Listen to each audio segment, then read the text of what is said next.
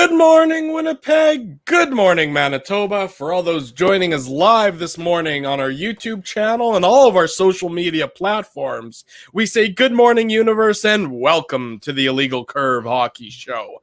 With Dave Minuk, with Ezra Ginsburg, I'm your host, Drew Mindell. We welcome you to the Illegal Curve Hockey Show on this Saturday morning, talking about some Jets, talking about the Stanley Cup final. It certainly is a scorcher in Winnipeg, and that doesn't even include the hot takes we're about to hand out here over the next couple of hours. Gentlemen, good to see you both on this Saturday morning. Dave sporting a New York Mets hat, if I can see correctly on the screen, and Ezzy repping randomly a Chicago White Sox hat that I did not expect to see you sporting there, good sir.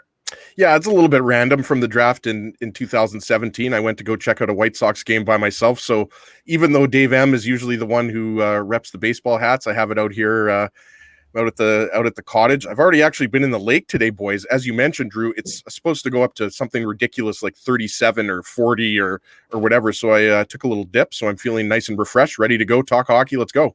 I think people really wanted you to do the show from the lake. I think that would really be stepping it up to the next level. You just floating on some sort of, giant unicorn or something in the river while trying not to drop your computer and staying connected with the microphone. But I guess we'll have to wait for that for next week's show or something like that. Dave Minuk, you staying warm? Staying cool in your humble abode? Yeah, I mean it's quite the temperature these days, but in Winnipeg you can't complain about how hot it gets because we know the alternative. So you deal with the cold, you deal with the heat. That's part of the appeal of getting all 4 seasons here in Manitoba. It's too hot though, Dave. Like it would be nice if it was like in the high 20s, but once you get into the mid 30s, it's too much. I have sunburn on my legs, boys. I've been outside too much. You're also wearing a fur coat on your face, so maybe that might be something you want to look into as a method of cooling yourself off. But I suppose that's a topic for another day and time. As you wave hello to somebody. My brother-in-law just walked in the cottage. Well, there you go. I had to say hi. Of course you have to say hi. You don't want to be rude. In any event, let's get started talking about the Winnipeg Jets on this Saturday morning.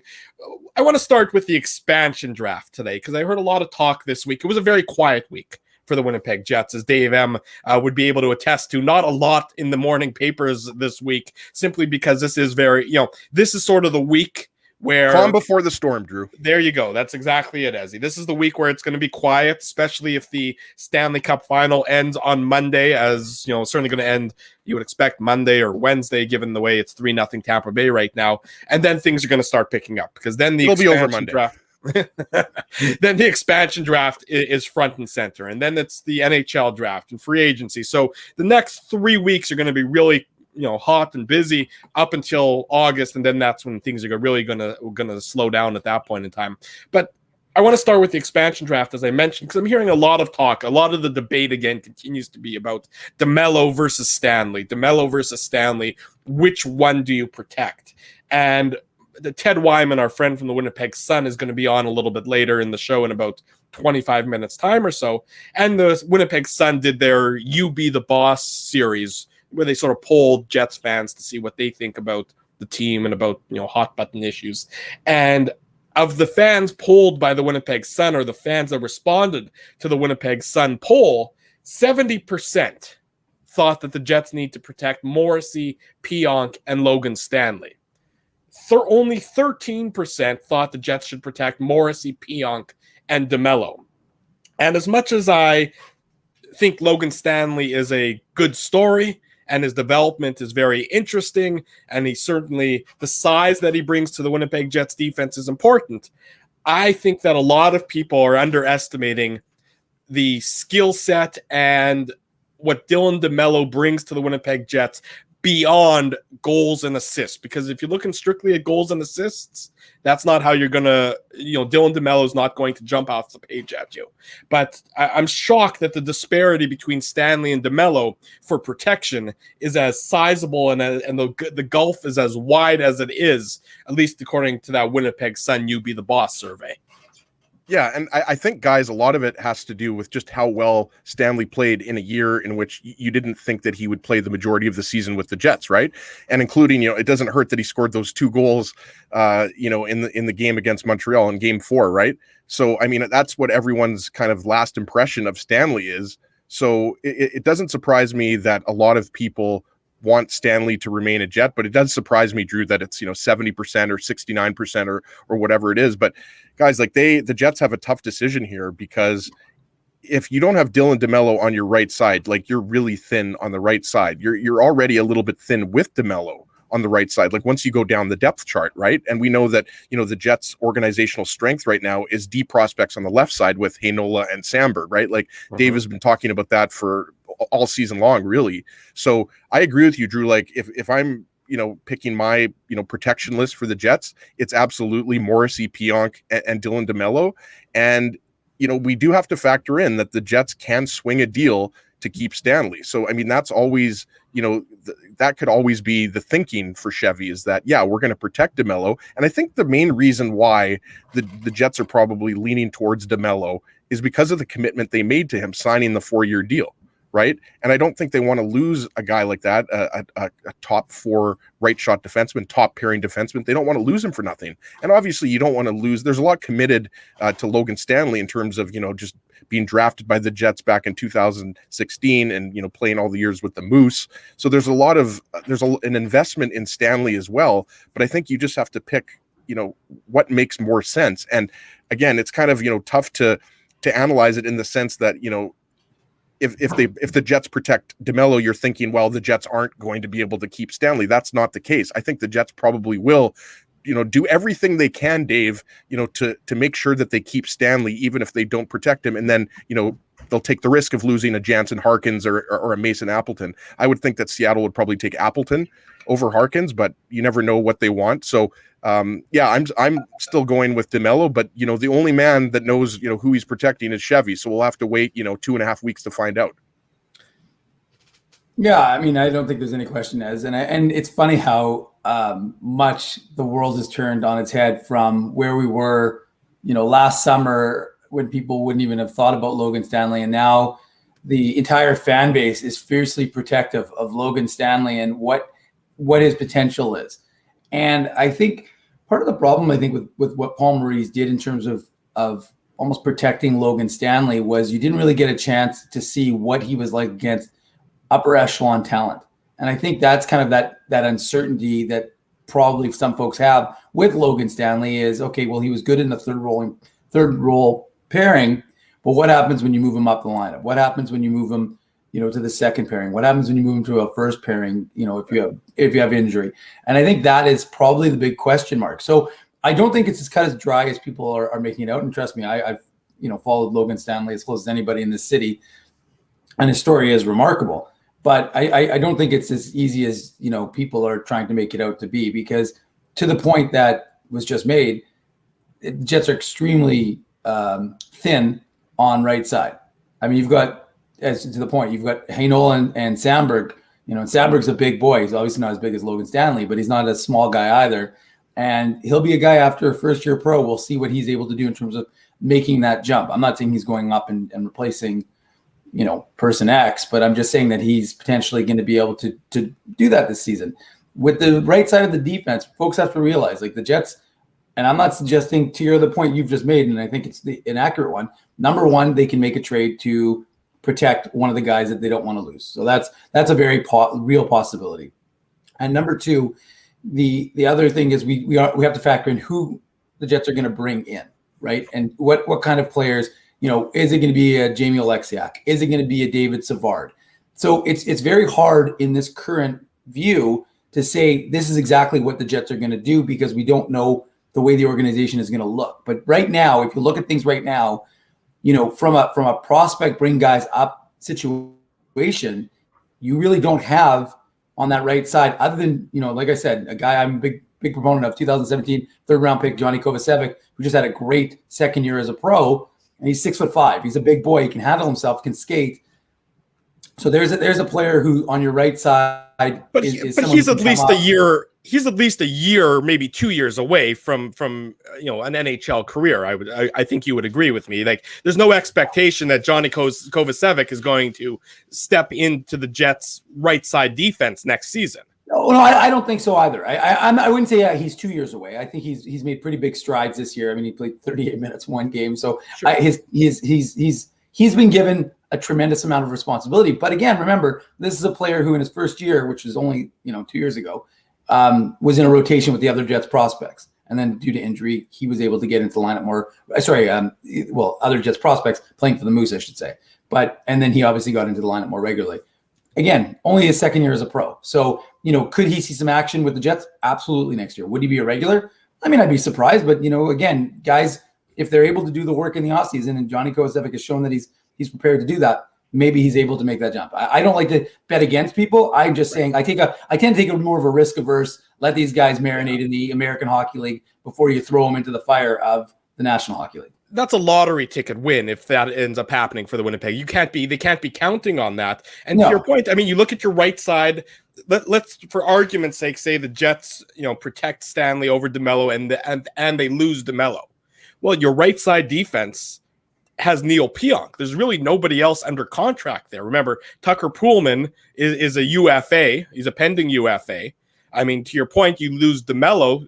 Now you're trying to fill with at least a couple of roles on your right side this offseason, either via, free agency or either via trade. So, I mean, there's a domino effect. No matter what you do here, there's a domino effect. So that leads me to this next question for you guys. We remember that the Jets swung that trade with Vegas so that they wouldn't take Toby Enstrom. And I believe the cost was they swapped positions in the first round, and it was a third round pick. If I recall correctly, that was the cost of doing business. That sounds right. Yeah. If that's the cost this year for the Jets to not lose one of DeMello or Stanley, or even one of Harkins or Appleton, is that a cost worth paying from your perspective? A first round swap and then a mid-round draft pick. Yeah, and that's why, going back to what Dave says, it's really hard to predict next year's defense, right? Because you just mentioned Tucker Poolman. Like, I think there's a chance he comes back. He'll probably get like maybe a 2-year deal,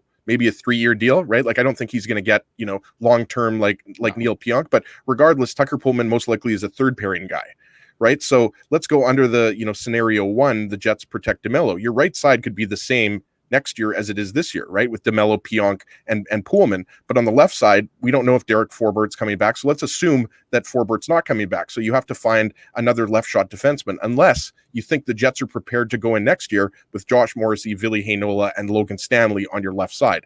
But if you read more into what, right? I'm sorry, and I wanted to throw out Nathan Beaulieu. I mean, as depth is still under contract for next year. Yeah, and Nathan Beaulieu is and so Beaulieu at best is going to be a third pairing defenseman. All due respect to Beaulieu, you're not expecting him to be a top 4 defenseman. So like Dave said, right. So I mean, if you don't protect DeMello, then you're going to have to now get 2 top 4 defensemen in theory, unless you expect Ville Heinola to play a top 4 role, which I think he can, but you just can't necessarily at this point predict that. That goes back to what I was saying before, guys. It's really tough to predict what the Jets will do here. I think the best money is on and I know there was a couple comments like Rob wasn't liking the fact that it's not that I'm saying DeMello is a better defenseman than Stanley. I'm just saying that I've been wrong before, Rob. It's just at this point I think it's easier to replace I guess what you need on the left side. But I do think that there is a chance that the Jets do make that deal to protect Stanley. The Jets really like Stanley. The organization loves him. So it's not like the Jets are giving up on him if they don't protect him. They just don't want to lose DeMello as well. So I guess you could say the other thing, would you protect Stanley and then make a deal so that Seattle doesn't take DeMello? I guess, you could do that as well. But obviously you don't want to lose either of these defensemen, but regardless of who they protect, the Jets are going to have to bring in a top 4 defenseman. You just can't go into next season with the same defense as this past season.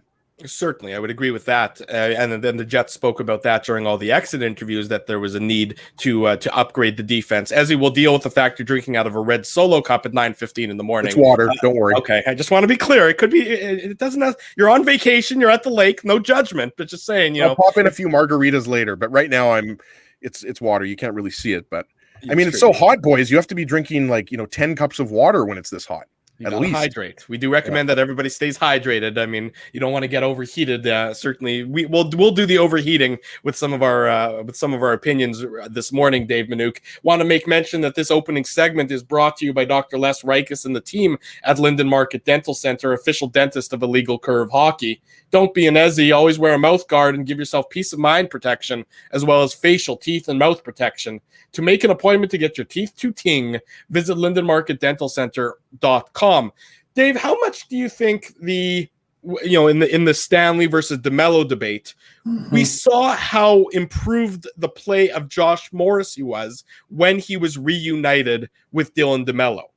How much do you think that factors in to the Jets' decision making? Because we know that Morrissey struggled this year when he was paired with less talented defensemen.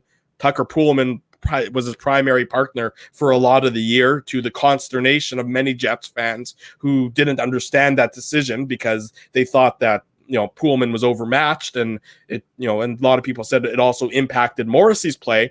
When you saw Morrissey and DeMello together, doesn't that sort of add extra fuel for protecting DeMello simply because how much it improved Josh Morrissey also as a result? Yes, I mean, that's true, Drew. But again, it comes back to what I was saying earlier, which is the uncertainty with which the lineup will look based on potential free agents, right? And David Savard is a perfect example of a guy who could come in and play a top 4 role on the Jets. He's big, he's physical. I mean, it makes a lot of sense because he and Pierre-Luc Dubois are like best friends. And I know people are like, oh, what does that matter? Well, when you add a little more comfort to a guy in an organization, it's easier for David Savard to come in here to Winnipeg when Pierre-Luc Dubois is here, and it's easier for Pierre-Luc Dubois to add someone like that. So that's a kind of player who's obviously going to most likely have a Stanley Cup at the end of the season for Tampa. He's the kind of player who potentially could come in and you say, okay, well, could you replace Dylan DeMello with David Savard? For sure you could.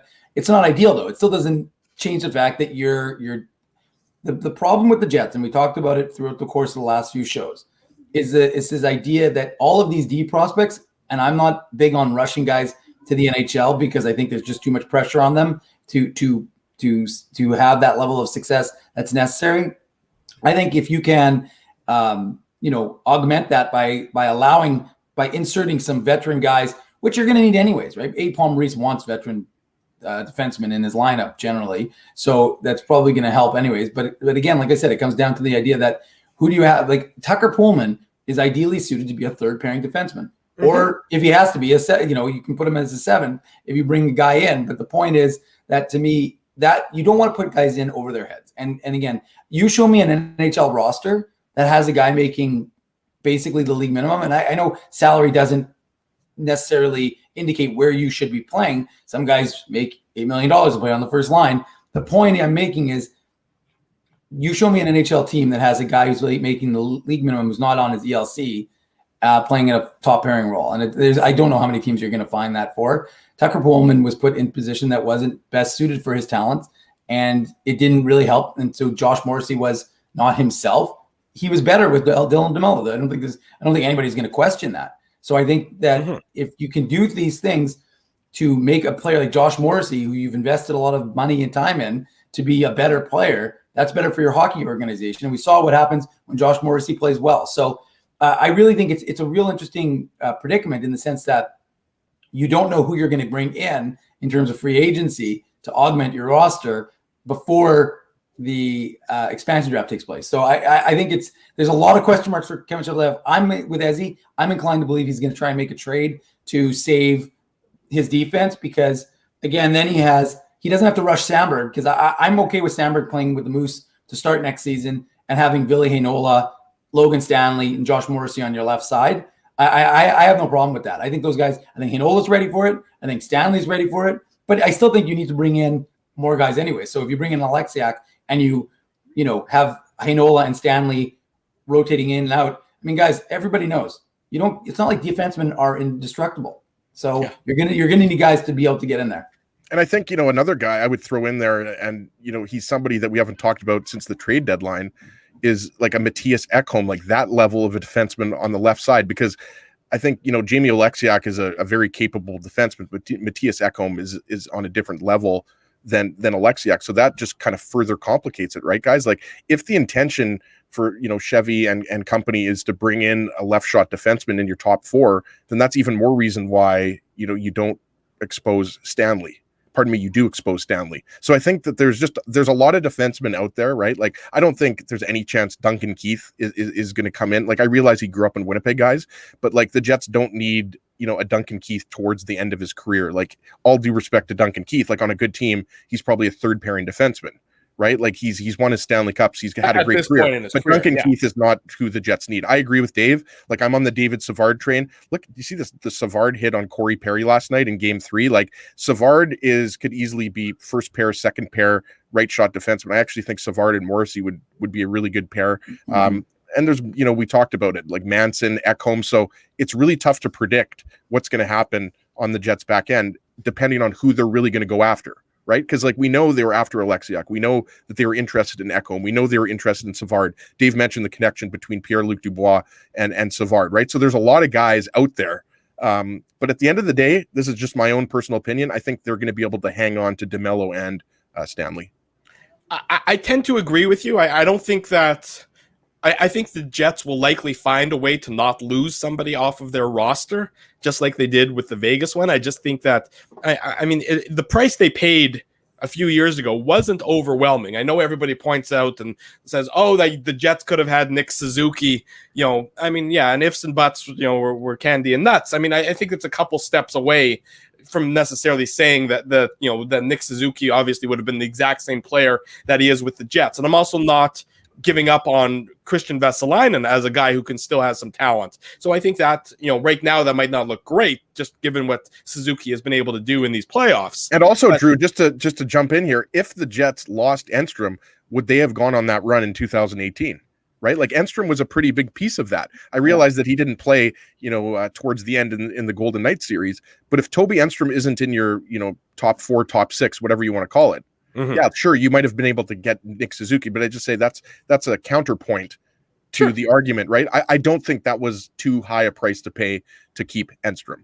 I would agree with you. And if the Jets, if it's a similar cost this year to really not lose a roster player, I would be okay with it.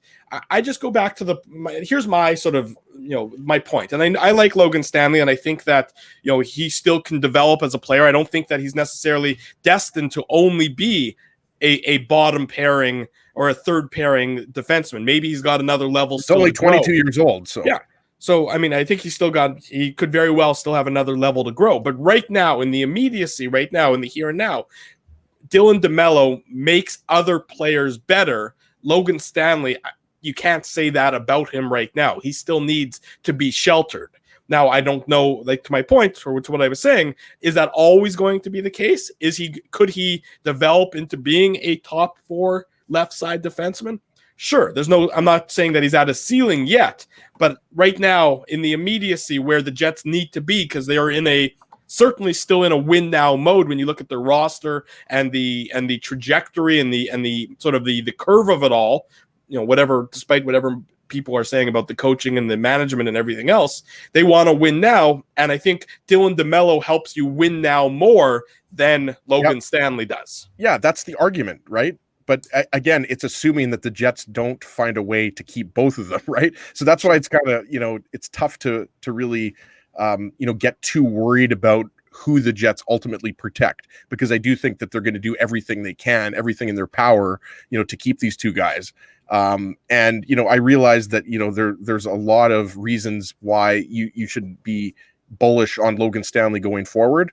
But at the end of the day, the Jets are in win now mode. And I think like Stanley factors into that as well. Like he's 23, actually, guys. He turned 23 in late May. But, I do think what's more interesting to me, guys, is really like, who is that Jets defenseman that they're really targeting right now? Because it almost seems like we're going back to, prior to the trade deadline, and the same names are out there. And, Dougie Hamilton is a guy that obviously, is very intriguing for a variety of reasons. But I think that, at this point, it's going to be tough for the Jets to be the ultimate destination for him. Let's continue the Jets conversation with our good friend from Post Media, from the Winnipeg Sun. You know him, Ted Wyman joins us on the show. Teddy, good morning. Nice to see you, buddy. How are things? Good morning, fellas. Great to see you as well on this. I think it's going to be very hot today.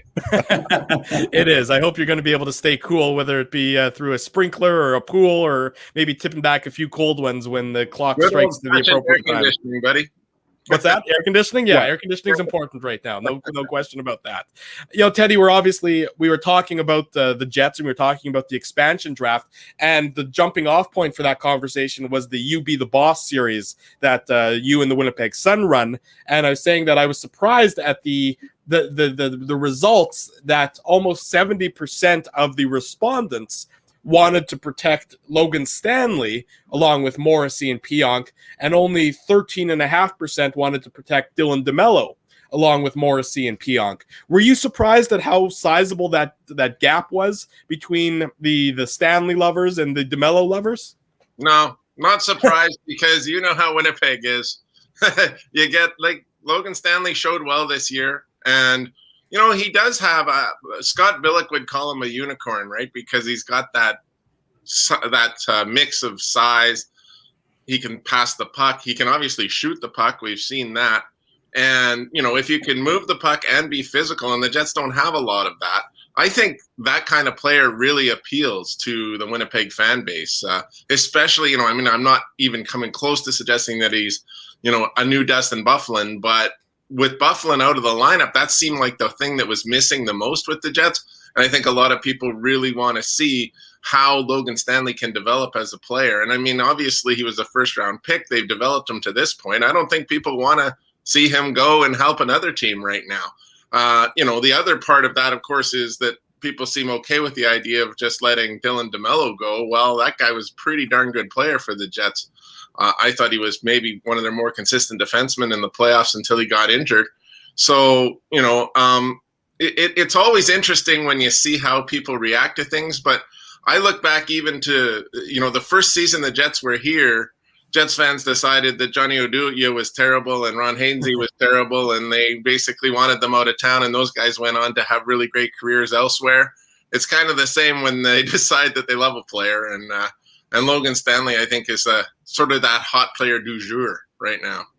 And Ted, right before you hopped on, we were talking about, there's a strong possibility that even if the Jets expose Logan Stanley, that they could, put together a trade with Seattle in order for Seattle not to take him. What would you see the price for that being? Because obviously we know that, Enstrom was basically a first round swap with a third rounder thrown in. So do you think it would be similar, or is it possible that you're going to have to give up more, just considering that Stanley's a much younger defenseman than Enstrom was back in 2017? It's an interesting question, Ezzy, because I think that there's more things in play potentially to make something like that happen than there would have been then. I don't think anybody's suggesting that that the Jets are, that anybody's really untouchable right now on this Jets team. I think that they could look at a lot of different kind of things that would make a move like that. Obviously, their draft pick isn't particularly high.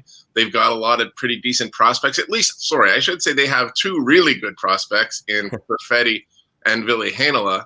There are some other guys that could, come through as well. Nobody expected Logan Stanley to come through this year, and then he did, right? So you never know what you've got in your prospect stable until you really see what they can do. But there are things that they can move. There's players that are kind of on the cusp that are potential movement items, like Christian Vesalainen, for instance. There's draft picks, and there's established players. So if they really feel like they want to make that move to make sure they can protect who they want in this draft, when obviously they have slightly more players than they possibly can protect right now, and they're going to lose somebody good, I think Kevin Cheveldayoff would have a lot of options. But I don't think the Seattle Kraken, is it Kraken or Kraken? I don't know. Kraken. Are going to, I don't think that would be the only potential trading partner for Kevin Cheveldayoff right now. Ted, Drew just mentioned You Be the Boss poll. So were there anything else that jumped out at you from the annual poll that the Winnipeg Sun did that, you want to share with the people who are listening and watching? Sure. Well, I always take a look at the results, and then I look for the thing that jumps out to me. And what I really noticed was there was a lot more people voting for Paul Maurice to be fired than there were last year. And there were more people voting for Kevin Cheveldayoff to be fired than there were last year. I'll admit that some people criticized the format of Are You Be the Boss because we only gave them two options and they were give him a raise or fire him. But I honestly thought that was a pretty good way to, you have to make a choice, right? You have to make a choice. What are the other options? Well, there's been times in the past where somebody might have said, let's give it a year, right? And see, but I don't think that's appropriate right now. You can't say that every year. So you have to say, what's it going to be? And, I think people voted quite interestingly. I think it was about 43% that said Paul Maurice should be fired. Now, that means that 67% said that he shouldn't be fired. So there's still support for Maurice among the fan base, but it was a lot more this year than it was last year. And I don't think, as much as I respect Paul Maurice, I like the guy personally. He's been terrific for us in the media. There's no doubt. I think he's a very good, experienced coach. I think he fits well for Winnipeg. And I see why the organization likes him so much, but you can't continue forever. And I think that, at some point, perhaps a short leash is going to have to come out. And I think it's probably going to have to be next season. I have said this before, though, guys, and you can't really predict for sure unless you're Mark Chipman in this situation. But I will say this. The Montreal Canadiens are in the Stanley Cup final. They fired their coach this year. And I don't think anybody ever said Claude Julien was a bad coach. He's an excellent coach. He's well respected, and he'll likely work again soon. But the change to Dominic Ducharme, especially when it came to the playoffs, has been a charm. Ted Wyman, our guest on the Illegal Curve Hockey Show. We're live Saturday morning on our YouTube channel and all of our social media platforms. Ted, to your point there about the coaching staff, were you, when the Jets went out so meekly to the Montreal Canadiens after, sweeping the Edmonton Oilers, were you surprised at the tone that the team took, the organization took, and a lot of the players took, that they were sort of hanging their hats so heavily on getting past that first round and how big of an accomplishment in their eyes that was? It seemed to me that there was a lot of, I see you sort of rolling your eyes there. Like, they seem to think that was some wonderful accomplishment in their exit interviews, when I think a lot of the fan base were saying, yeah, but look at how you lost. That's more of a reality than how you won in that first round. Just to go back to the You Be the Boss poll, I did ask that specific question. Do you consider the Jets season to be a success because they eliminated the Edmonton Oilers in the first round of the playoffs, swept them? And it was a 50-50. It was like 50.2 to 49.8. Like, it was really, really close. And so, my sense, and it's a smaller sample size. I think we had about 4,000 votes, so it's not a huge sample size. But, you're talking 50% of fans saw that as a great thing and worthy of celebration, and not completely undermined by the fact that they got swept in the next round. And 50% said, well, this team is good enough to go farther, and they shouldn't have been swept in the second round by the Montreal Canadiens. But I don't know how you can really, like we all watched that series. The Jets were never in it. Montreal owned the series from start to finish. And that is certainly an indictment of the Jets. But I don't disagree with Blake Wheeler and others who say that Montreal just played great. And you saw what they did to Vegas as well. And you saw what they did to Toronto. They're not likely beating Tampa now. Obviously, it's 12-3 in the series. They haven't been close, but they were playing an absolutely perfect style of hockey to beat not only the Winnipeg Jets but other teams as well. So it's just hard for me to say, well, you got to throw out the success of this season because of what happened in that series, because obviously there's two teams on the ice. And if one really gets the job done with a style that was so excellent, so perfectly played, it's just hard to suggest that ruins the whole season for the Jets. I do think that they made some accomplishments this year. They're not exactly going in the completely right direction since 2018, obviously, but it's a bit of a bounce back this year to have won a series. That hadn't happened for a while. Absolutely. And Ted, I wanted to switch, the kind of the focus to the forward group, because obviously, we're talking a lot about defense, and you've got a lot of good prospects in the system. Like, everybody's expecting Ville Heinola to take the next step, and everyone's curious to know, how is Chevy going to address the defense? Is it going to be via trade?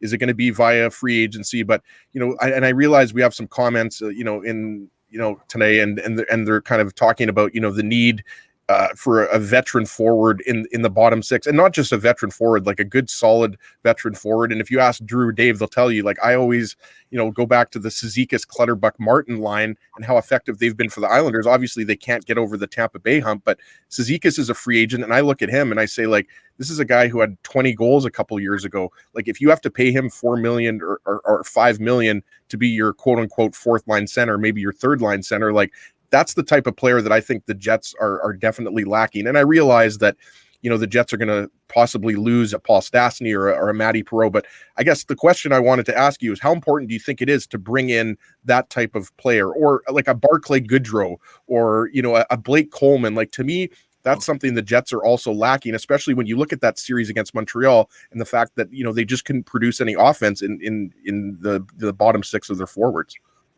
Well, when you watch Blake Coleman, I don't know if that guy is anybody's third or fourth liner. I'll tell you that. I mean, he's obviously a very good player, and that's really a part of why Tampa Bay is so good, and Montreal for that matter. It's that balance, right? That's what's got them to where they are, and you have to wonder how many teams are going to start looking at that formula because it's worked so well. Hey, man, the Jets probably could have signed Corey Perry last year in the offseason. I mean, he wanted to play for Toronto. I'm not absolutely certain that Montreal was his next choice, or if other teams just didn't offer him or did. But, there's a guy that obviously every team should be trying for. But I don't think you can spend that kind of Cizikas money on guys that are going to be lower down in the lineup. And that being said, Ezzy, I thought about this the other day. How many different guys have been brought in here over the years on those low contracts, affordable contracts to play on the fourth line for the Jets? And if you added up all of their production, how much would it even be? It's not much. The Jets don't get a lot of production out of their fourth line, and I don't know whether that's a Paul Maurice thing or simply just that they get so much production out of their top lines that there's just not a lot of room left for those bottom lines. They don't obviously get big minutes here. You'd have to almost change your philosophy, wouldn't you? If you were to bring in a player like that, if you were to bring in a player that you're spending more on to play in the bottom six, you'd have to make sure that you're going to play him more. That being said, obviously they play Adam Lowry a lot. They're invested a lot in him. They've got other guys who were on a third line this year. Kopp was there a lot. Perreault was there a lot. Appleton was there a lot. Who knows who of those guys is even going to be back? But that made up a pretty darn good line. The question is, how much can you spend to make a fourth line work? Ted Wyman is our guest on the Illegal Curve Hockey Show Saturday morning. We're live on YouTube and all of our social media platforms. If you're new to us, welcome to the program. If you've been here before, be sure to smash that like button and give us some shout outs, give us some responses to what you are thinking about this morning's program.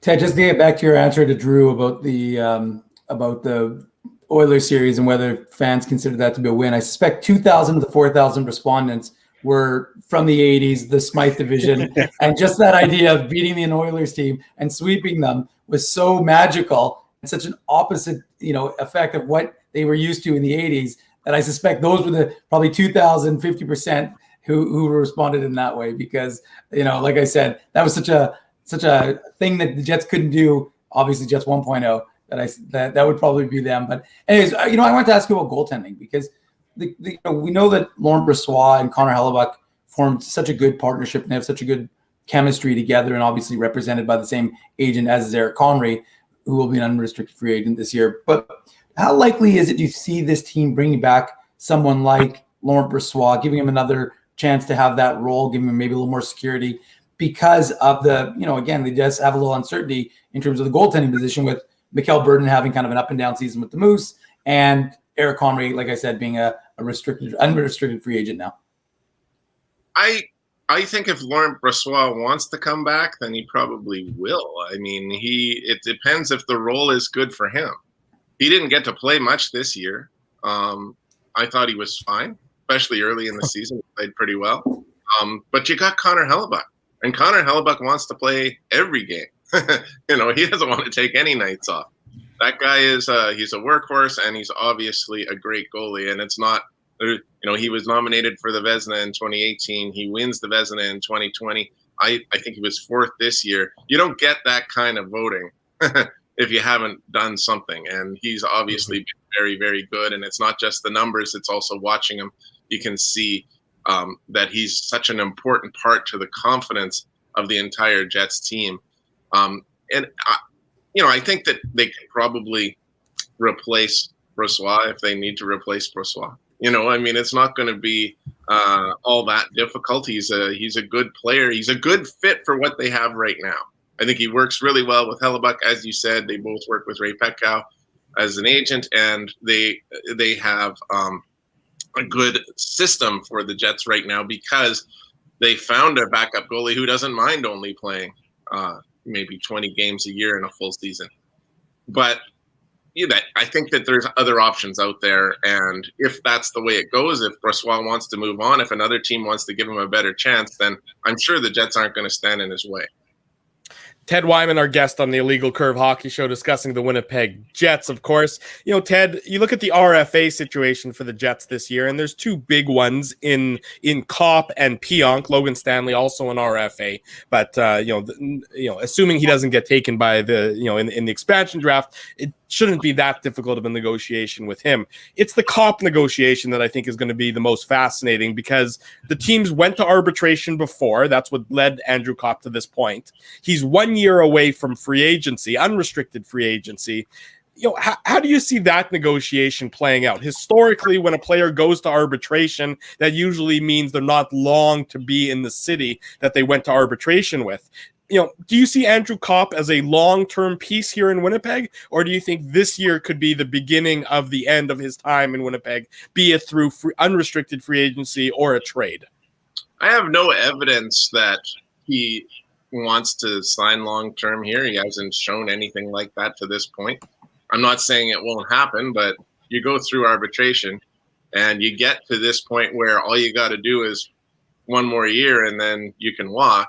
Mm-hmm. He played it exactly the way he wants to play it. And I would not be shocked, guys, if he was part of a trade package this summer. I think that he's had his best season. Not a bad time to trade a guy when his value is at its highest. But it would be a loss for the Jets. Don't get me wrong. I think Kopp provides a lot for Winnipeg. His versatility up front is really good in terms of playing different positions. I think he played all three forward positions this year. He scored a bunch of goals. He had 4 in one game. He was a really good player for the Winnipeg Jets, and he played top 6 and bottom 6 minutes. So don't get me wrong. I think he's a very good player, but I do think that his value might be at its absolute highest right now. Combining that with the fact that he only has 1 year left, potentially if they could sign him to a 1 year deal, then you're gonna lose him. So maybe you just try to package him up, and there's a possibility even right there for Seattle, right? If you're trying to get them to leave DeMello and Stanley alone, well, there's a player that maybe you could throw their way. Ted, I wanted to go like a little off the board here. Obviously not completely off the board. There is some, I guess, implications for the Jets here, but I thought the two signings this week were very interesting, really reasonable, right? Like Ryan Nugent-Hopkins, Joel Eriksson-Ek, those are the ones I'm obviously talking about. Both 8-year deals, but like it just seemed to make a lot of sense. And I'm not like a cap expert or anything like that. Richie, who used to be on the show, was much more, accurate and intelligent about that type of stuff. But like, it just seemed right that those two guys seem like, $5 million a year players, or just over, $5 million a year players. And I wanted to ask you, like, in terms of what we're about to see in 3 weeks' time in free agency, do you think that's a sign of things to come? Because we have the flat salary cap. We know that, this isn't the greatest free agent crop, right? Like you've got Taylor Hall out there, you've got Paul Stastny out there, like Dougie Hamilton. I guess you could throw in Ovechkin, but I think we all expect, him to get 10 million or whatever he wants from Washington. So do you think that the Nugent Hopkins and the Joel Eriksson-Ek signings are a sign of things to come, in that we're going to see contracts that actually make sense? Well, do they make sense, at least on the Nugent Hopkins front? I'm not so sure about that. 8 years, man. Holy cow. Like that guy. And he makes pretty good money too. My buddy Derek Van Diest, who I often do videos with during hockey season in Edmonton, does not think that was a good move by the Oilers. He thinks they should have maybe just let Nugent Hopkins go, for that matter, just because he doesn't have huge production. I guess he's a decent second, line center. Well, depends whether Draisaitl and McDavid are playing together or not, but he's a decent second line player for them. There's no doubt about that, but it's still a lot to give to a guy who mostly has had declining numbers. And that's obviously a concern. I just wonder what Jet fans would think if they signed a player like that to that kind of deal, because you're going to be locked into that for an awfully long time. So that's really where I think about that one. Eriksson Ek, can't say I'm as familiar with him lately because I didn't see a whole lot of him play this year. He's obviously a good player, and will be back in the Jets division next year. But he's, I think this is maybe more of a sign of what you're doing with players that you already have under contract that are approaching that unrestricted free agent area. I'm not sure that that's what it's going to look like when it actually opens up in free agency, Ezra, but I can't predict it, right? I mean, we'll just have to see how that works. And I just wanted to throw in before Dave gets in here, I was surprised that Nugent Hopkins got 8 years. I was more referring to, the AAV. I thought $5 million, made a lot of sense for Nugent Hopkins. But I agree with you, Teddy, that, I didn't expect him to get 8 years. I was thinking more kind of like, 4 or 5. Just wanted to get that in there. Ted, I think just to springboard out of Vezzy's question, I think when Jets fans, when you say you're not as familiar with Eriksson Ek this year, I think everybody remembers Game 1 of the 2018 playoffs when Dustin Byfuglien just demolished Eriksson Ek in that series against the Minnesota Wild. I don't think anyone can forget that hit by number 33. Yeah, exactly. No, but and this is, it's a bit of an obvious question, but I guess tying it into that You Be the Boss poll you guys did, how important is this summer for Kevin Cheveldayoff? Forgetting about, we know how hot the seat is going to be on Paul Maurice, but how important is Kevin Cheveldayoff's? You can't just continue to do the same thing you're doing and expecting a different result. At this point, he has to make a move that's going to improve his defensive core to be, when you have you talked about it, Ted, when you have a goaltender who's in his prime and is doing what Connor Hellebuyck is doing, most teams don't have that luxury. So when you do, you have to take advantage of it. How important is it for Kevin Cheveldayoff to really do something this summer to say this team has the opportunity to do something? I've got to show them that we can do that by bringing in the type of help that it's going to be necessary. And there's going to be pain, but I'm going to do it. Out of 10, 9.5. It really is important. You're absolutely right, Dave. And I think any offseason with an expansion draft is an extra difficult, important offseason for a general manager. There's got to be some, they did some wheeling and dealing last time. And, some GMs in the NHL got absolutely hosed by Las Vegas. I mean, the Golden Knights got rich off of the mistakes of other GMs in the last expansion draft. I don't think anybody wants that to happen again. When it comes to the defenseman, Dave, I said this exact same thing last time. I did not think in the offseason last year that there was any more glaring need than to bring in a top 4 defenseman for this team, and they didn't do it. And I think today, You Be the Boss will probably, I think it said something like 93% of the fans said defense is the most glaring weakness on this team. And I think 70% or more said that they should trade a top forward for a top defenseman. So I don't know who exactly people have in mind. I sure as heck don't think they want it to be Nikolai Ehlers. I don't think they want it to be Adam Lowry, but I'm not sure who else is untouchable right now in the eyes of the fans. And they feel like getting that top 4 defenseman in here is the most important thing. But, last year the Jets, they were in a position where I'm certain they were trying to bring in a top 4 defenseman for the entire offseason. And they just couldn't make that deal happen. And here's the problem. If Alex Pietrangelo is available, and Winnipeg's making an offer and Vegas is making an offer, who's going to win? And that's just the bottom line. You cannot discount that difficulty that Kevin Cheveldayoff has to face every time he's trying to do something like this. Of course, Alex Pietrangelo would have made all the difference for the Winnipeg Jets, even if they could have afforded him. I'm not sure. I don't think they could have. But, I'm just saying, it's just not that simple. The one guy I thought they missed out on that they might have been able to get last year was Nate Schmidt. But, I'm not sure Nate Schmidt played that great for Vancouver anyway. So, to be honest, I just think that it's hit and miss. Yeah, maybe you can go after a Dougie Hamilton, but there are people out there who think he has his detractors as well, and especially when it comes to his defensive game. So, is that what they need? Do they need another guy they need a puck mover? That's obvious. They do need that, and he is good at that. But you got to be well-rounded. It's got to be one of those guys that's going to make the difference for this team. And they need some size. They need some ability. They need experience. They need it all. And I don't think that they're able to make it work just with what they've got here and the pieces that you might bring in. Derek Forbort, I thought, played really well for the Winnipeg Jets this year. But another Derek Forbort isn't going to be enough in my mind. Ted Wyman is the sports editor for the Winnipeg Sun. He covers the Winnipeg Jets as well. You can read all about what will undoubtedly be a busy month for the Winnipeg Jets in the Sun. Ted, thanks so much for joining us. We always appreciate your time and your insight. We'll let you get back to that sweet, sweet air conditioning. Yeah, stay cool, my friends. Thank you, Ted. Good seeing you, buddy.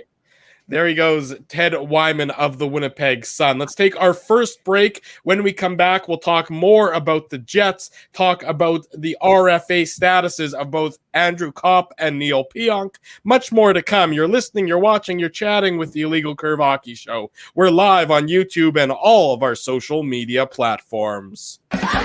Keeping Winnipeg laughing for over 30 years.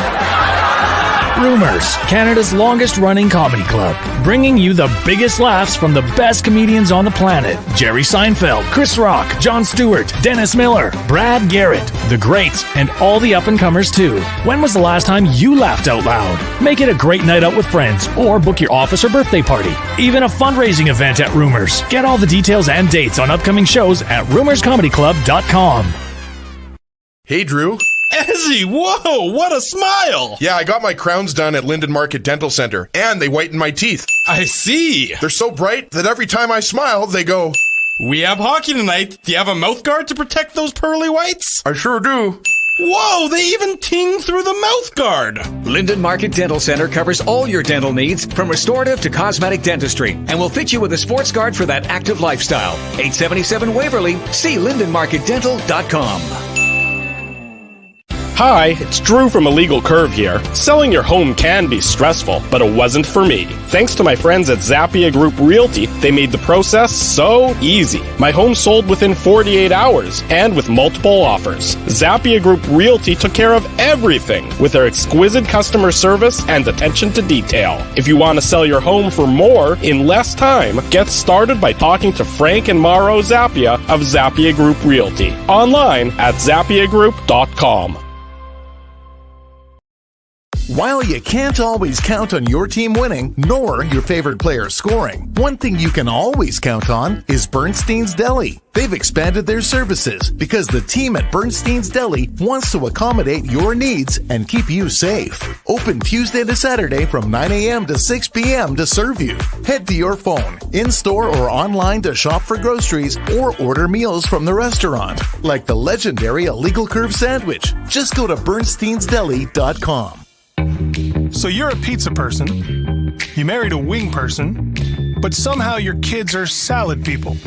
You can't pick your fam, but you can pick your BP meal deal, starting from $18.99 for takeout or delivery at bostonpizza.com. Saturday morning, we're back on the Illegal Curve Hockey Show. Drew Mindell, Dave Minuk, Ezra Ginsburg with you. Nice to see so many of you in the chat room. Some new faces, some familiar faces. As always, what we ask of you is smash that like button. If you haven't already subscribed to the channel, do that as well. We have a very busy month ahead for you here in terms of live broadcasts. As always, the Saturday shows will continue. We also have a special show scheduled for the expansion draft, live coverage of the expansion draft coming up in a few weeks' time, right back here on our YouTube channel. We'll have live coverage of the first day of the NHL draft on the Friday. The second day is part of the regular Illegal Curve Hockey Show, and then we'll do a free agency show as well on the night that free agency begins on the Wednesday night. So a very busy month of July ahead for you here on the Illegal Curve Hockey Show. It wouldn't be possible without some of our sponsors.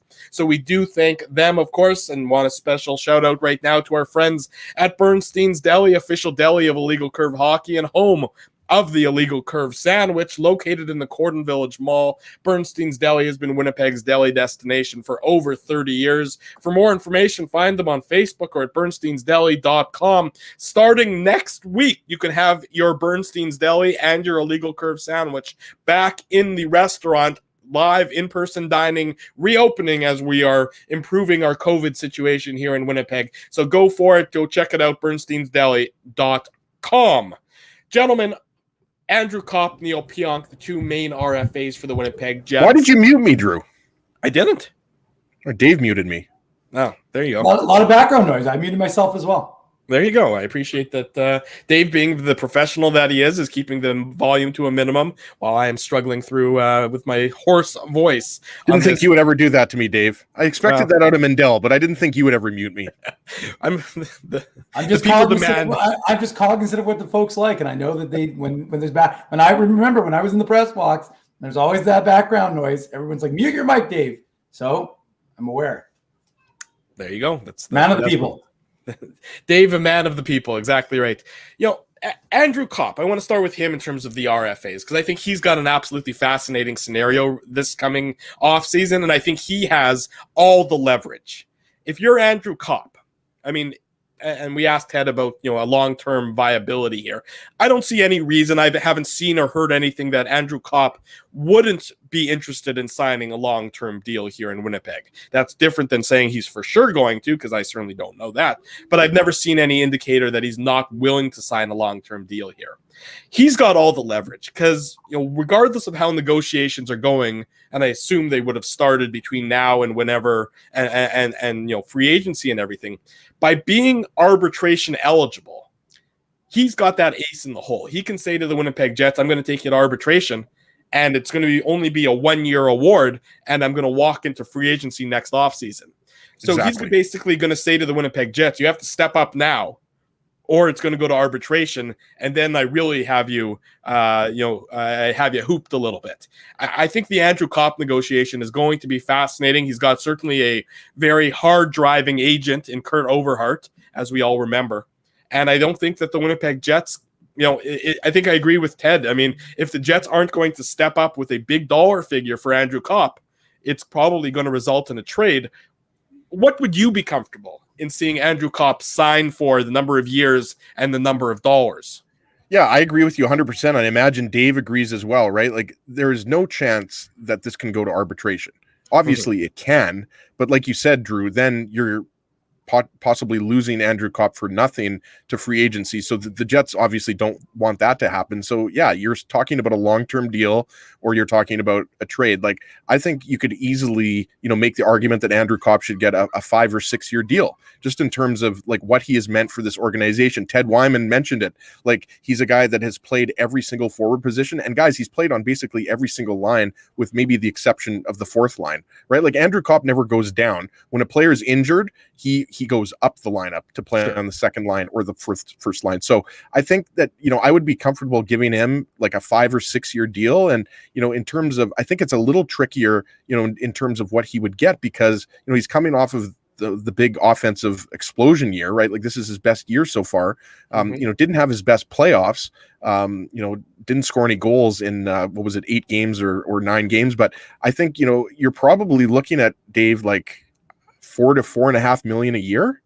Like I haven't crunched the numbers, but that's probably what you're looking at, around $4 million.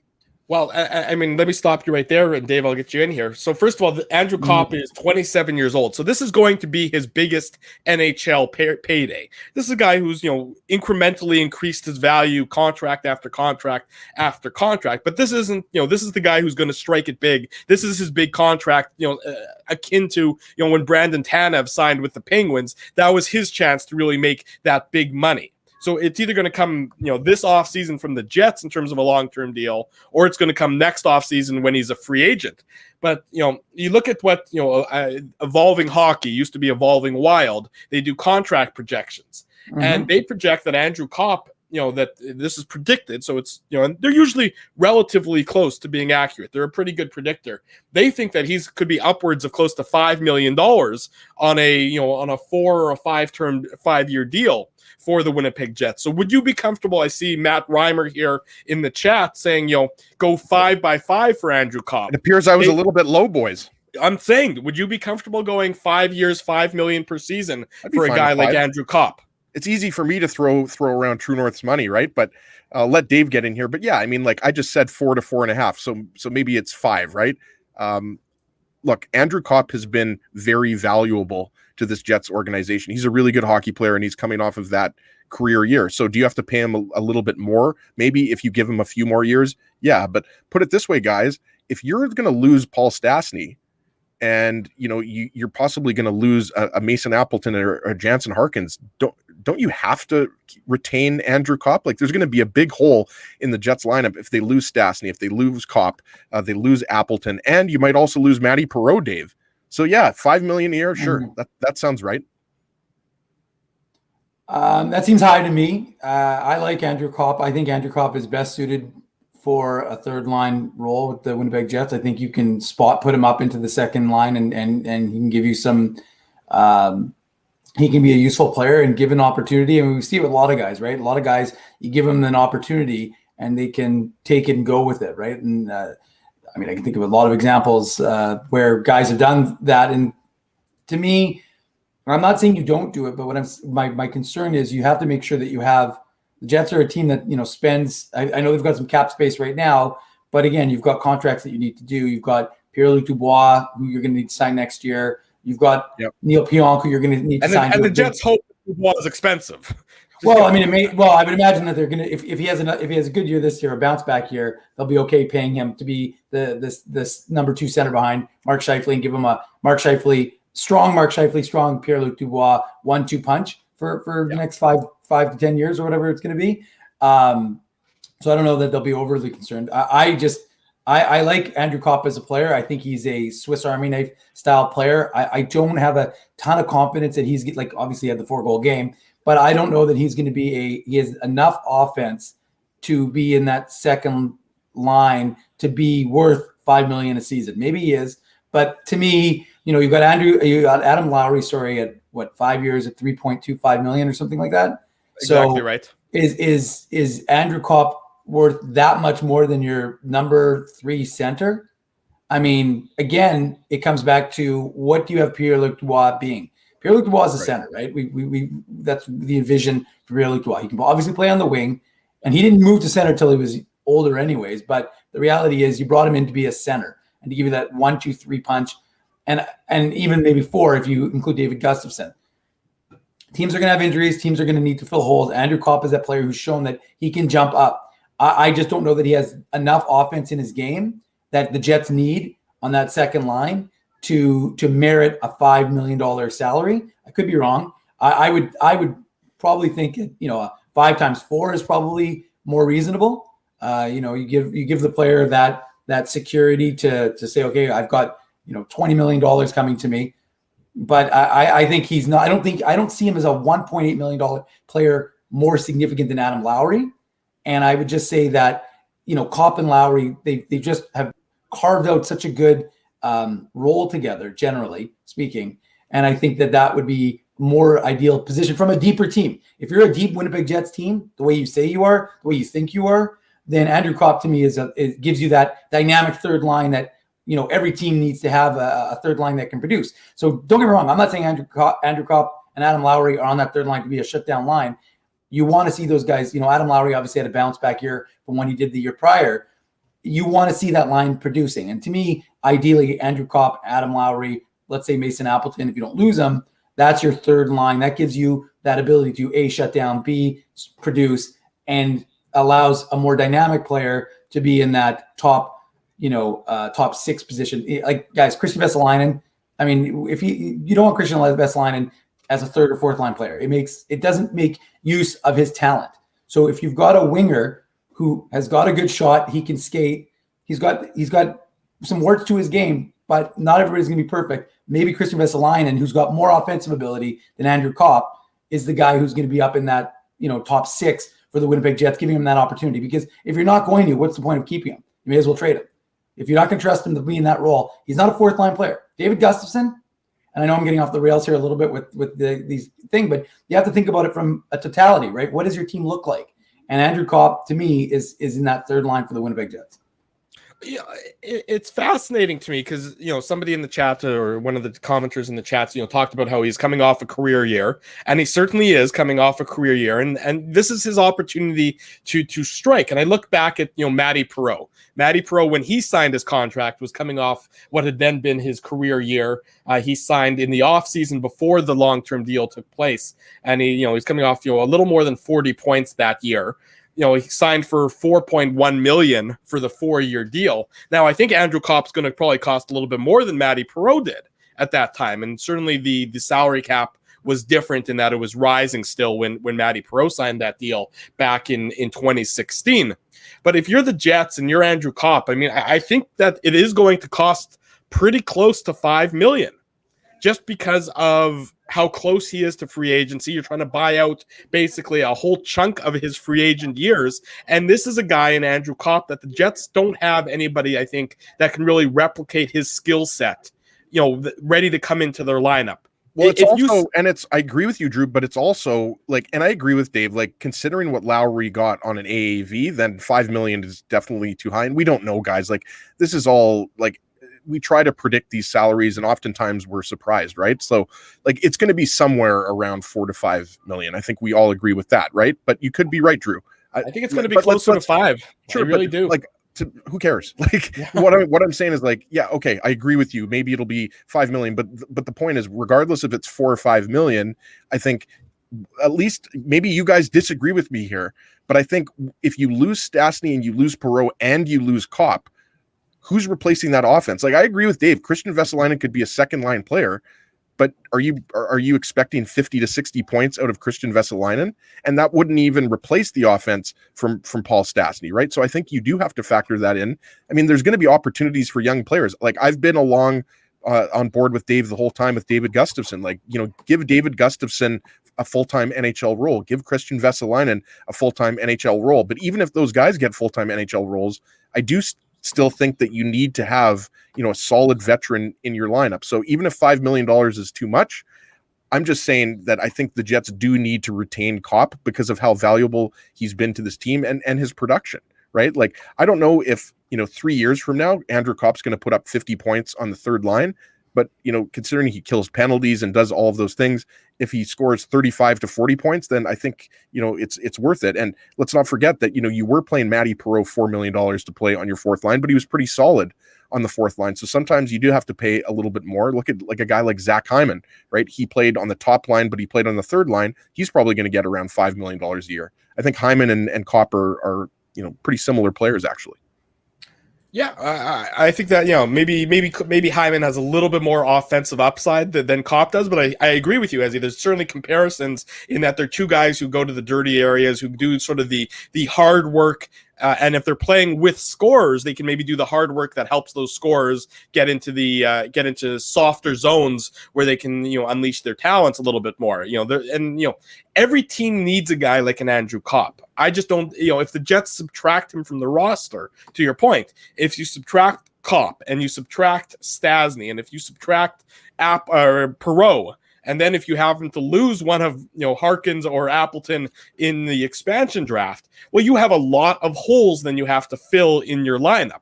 So I know, to Ted Wyman's point a couple minutes ago, that they're looking at maybe you Kopp as part of a package to fill something on the back end, and they certainly need to upgrade their defense. But if you subtract from up front too much to fill the back end, you're just replacing one problem with another, and I think that's a serious concern for the Winnipeg Jets, Dave. Well, and you don't have a ton of prospects who are coming up and taking on those roles. That's the other kind of thing you have to factor in, right? Among your forward group. Among your forward group. I mean, David Gustafson is, in my estimation, NHL ready, and I think he's a guy who should be given that opportunity to be that fourth line center for the Winnipeg Jets, at least have a chance to battle it out in training camp. And I think that there's, a good chance that Cole Perfetti, we'll see what happens with him. But, we talked about it with Craig Button, right? When we had him on last week about this idea of, will Cole Perfetti be better off playing for the Winnipeg Jets or, back in Saginaw for in the OHL? So Cole Perfetti is another guy that people have to factor in. There's a pretty dynamic young man who, if he continues to work on his game, and we're talking a really smart guy, and you guys know I don't like to rush prospects into the NHL. I generally don't. But if he can't play pro hockey next season, that's a player that if he's had a really good summer, maybe he gives you that opportunity to fill a role. And, Cole Perfetti, I'm not putting him in and expecting the world, but we've seen young guys come in and have success. And he learned, like I said, exceptionally smart young man who is shown an adaptability to the pro game, went from going, being a perimeter player to going to those dirty areas. It'll take some adjustment at the NHL level. It's even faster than the AHL, especially given the fact that a lot of guys who would have been playing AHL were on the taxi squad this year. So there'll definitely be some adjustment, but here's another young player who could potentially fill a hole that we're talking about. And you're absolutely right, guys. Like this is something that we have to think about is what does the roster end up looking like if you don't do this? But like I said, it's all about what the salary cap is going to look like. And you can't, it's a jigsaw puzzle really. And it's about matching things up and saying, okay, well, we're going to give Neil Pionk a 5-year deal, a 6-year deal, whatever that's going to look like. It's going to be this. We're going to have to project it. We're going to have to leave some money available for, Cole Perfetti or for Eric Dubois. Pierre-Luc Dubois. They'll probably have to sign Eric Dubois to a new contract with the Manitoba Moose. But the point is, you just have to leave yourself a little bit of flexibility. You don't want to be too tight because, guys, what have we talked about? This team needs to bring in some veteran defensemen. So I don't know that I agree with you, Drew. There's some question marks in terms of the UFAs, but you just have to be able to solve your number one issue, which is probably your defense. So again, we're getting all over the place, but I just think like I said, it goes back to be that idea of a puzzle and trying to fit all the pieces together. And like I said, that's what Kevin Cheveldayoff's job is this summer. Well, and I want to throw this in quickly, Drew, here, because I know, Joe Smith is going to join us shortly, but, we've got a comment up from Waddy72. Like, I kind of, can see the Jets going that way if they want to spend, a bigger amount of money on a defenseman, right? Like a guy that I mentioned, I think that was a couple of weeks ago, like Alec Martinez. Like Martinez guys, everybody kind of thought he'd be a third pairing guy for Vegas. He was in their top 4. He was excellent. Like, if you were Chevy, like, would you give Alec Martinez $5 million a year? Like I would. I think he could be a really good top 4 defenseman. I wouldn't give him, 5 or 6 years, but you sign him to 4x5 or something like that. Like, but again, we just don't know, who the Jets are targeting right now. Like maybe Dougie Hamilton is a guy they're going to aggressive after. Maybe it is Seth Jones. And again, I don't want to set off, a fire here and suggest the Jets are going after Seth Jones, but there are a lot of guys out there that are available, right? Like Matthias Ekholm, Josh Manson, David Savard. Like we could throw out 10 different defensemen that could be targets for the Jets. So that is an option. I think, I'm almost leaning, Drew, towards it's 50-50 if the Jets, keep Kopp. I do think, there's a possibility he's traded. I'm not suggesting he will be traded, but I think there is the possibility out there. If I would probably re-sign him if I was Chevy, just because of how, as I mentioned, how valuable he is to the team. But if you have to pay him upwards of $5 million, maybe the Jets say, that's just too much. We're going to trade him and, see what we can get for him. Well, I would suspect that the Jets have, I'm relatively confident in saying they've had some discussions with Kopp and with Kurt Overhart. And you wonder that if the determination is made between now and the expansion draft that there's just not a deal to be signed with Kopp, do the Jets try and make that trade before the expansion draft? And as a result, then they can get to protect another forward like a Mason Appleton, so that, you trade away Kopp if it's for a player or for a draft pick or whoever it is, and how it factors into the expansion draft. Time would obviously tell. But I wonder if you try and make that move earlier this offseason in order to then protect another forward. And Seattle has the cap room, right? Like, it's not like Seattle is right up against the cap, right? Like, I'm not even saying that you'd have to trade him. I'm not saying that you would necessarily trade him to Seattle. You could trade him to any team that maybe doesn't have 7 forwards that they clearly need to protect, or that they're willing to trade a younger player that might not need protection, whatever it might be. I mean, obviously, the deal would be worked on, if and when it gets worked on. But I do think it's very interesting that if that was to happen, that could happen potentially before the expansion draft, thus freeing up the Jets, like you saw with the Nashville Predators. They trade away Victor Arvidsson this week to the Los Angeles Kings. The Kings are happy to protect Arvidsson because they didn't have enough forwards to protect that they really needed to badly. The Predators get an asset, or they get a second round pick and a third round pick in exchange for not losing a guy they were likely to lose in the expansion draft. I thought that trade made a lot of sense for both teams. Like, I didn't think, like Arvidsson, obviously, like, I think you have to start using that rebuild word, right, guys? It's crazy to think that with Nashville, but Nashville's not a contender anymore. They're just a team that, maybe can get into the playoffs, but I think that trade might be a sign of things to come with Nashville in terms of, trading some of their more veteran players. Let's go to break. When we come back, Joe Smith of The Athletic is going to join us to talk about the Lightning. You're listening, you're watching, you're chatting with the Illegal Curve Hockey Show. We're live on YouTube and all of our social media platforms. Keeping Winnipeg laughing for over 30 years. Rumors, Canada's longest-running comedy club, bringing you the biggest laughs from the best comedians on the planet. Jerry Seinfeld, Chris Rock, Jon Stewart, Dennis Miller, Brad Garrett, the greats, and all the up-and-comers too. When was the last time you laughed out loud? Make it a great night out with friends, or book your office or birthday party. Even a fundraising event at Rumors. Get all the details and dates on upcoming shows at rumorscomedyclub.com. Hey, Drew. Ezzy, whoa, what a smile! Yeah, I got my crowns done at Linden Market Dental Center, and they whitened my teeth. I see. They're so bright that every time I smile, they go, "We have hockey tonight. Do you have a mouth guard to protect those pearly whites?" "I sure do." Whoa, they even ting through the mouth guard. Linden Market Dental Center covers all your dental needs, from restorative to cosmetic dentistry, and will fit you with a sports guard for that active lifestyle. 877 Waverly. See lindenmarketdental.com. Hi, it's Drew from Illegal Curve here. Selling your home can be stressful, but it wasn't for me. Thanks to my friends at Zappia Group Realty, they made the process so easy. My home sold within 48 hours, and with multiple offers. Zappia Group Realty took care of everything with their exquisite customer service and attention to detail. If you want to sell your home for more in less time, get started by talking to Frank and Mauro Zappia of Zappia Group Realty. Online at zappiagroup.com. While you can't always count on your team winning, nor your favorite player scoring, one thing you can always count on is Bernstein's Deli. They've expanded their services because the team at Bernstein's Deli wants to accommodate your needs and keep you safe. Open Tuesday to Saturday from 9 a.m. to 6 p.m. to serve you. Head to your phone, in-store or online to shop for groceries or order meals from the restaurant, like the legendary Illegal Curve Sandwich. Just go to bernsteinsdeli.com. So you're a pizza person, you married a wing person, but somehow your kids are salad people. You can't pick your fam, but you can pick your BP meal deal, starting from $18.99 for takeout or delivery at bostonpizza.com.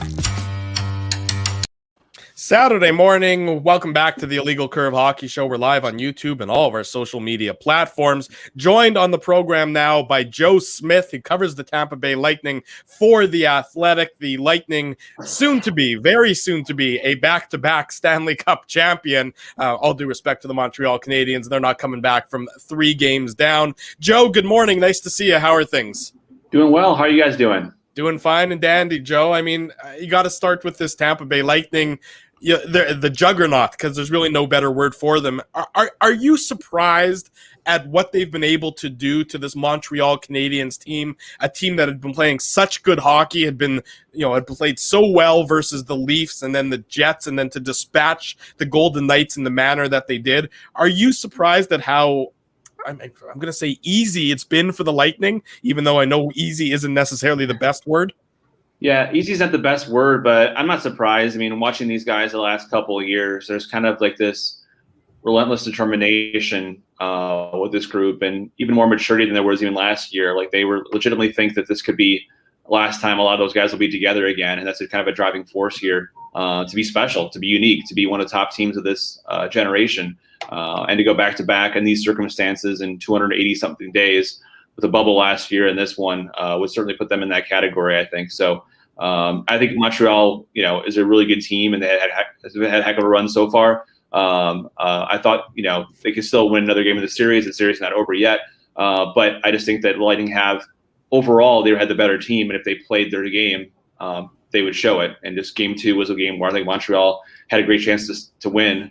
That the Lightning, with their elite talent and just depth, was just enough to win a game that they probably shouldn't have won.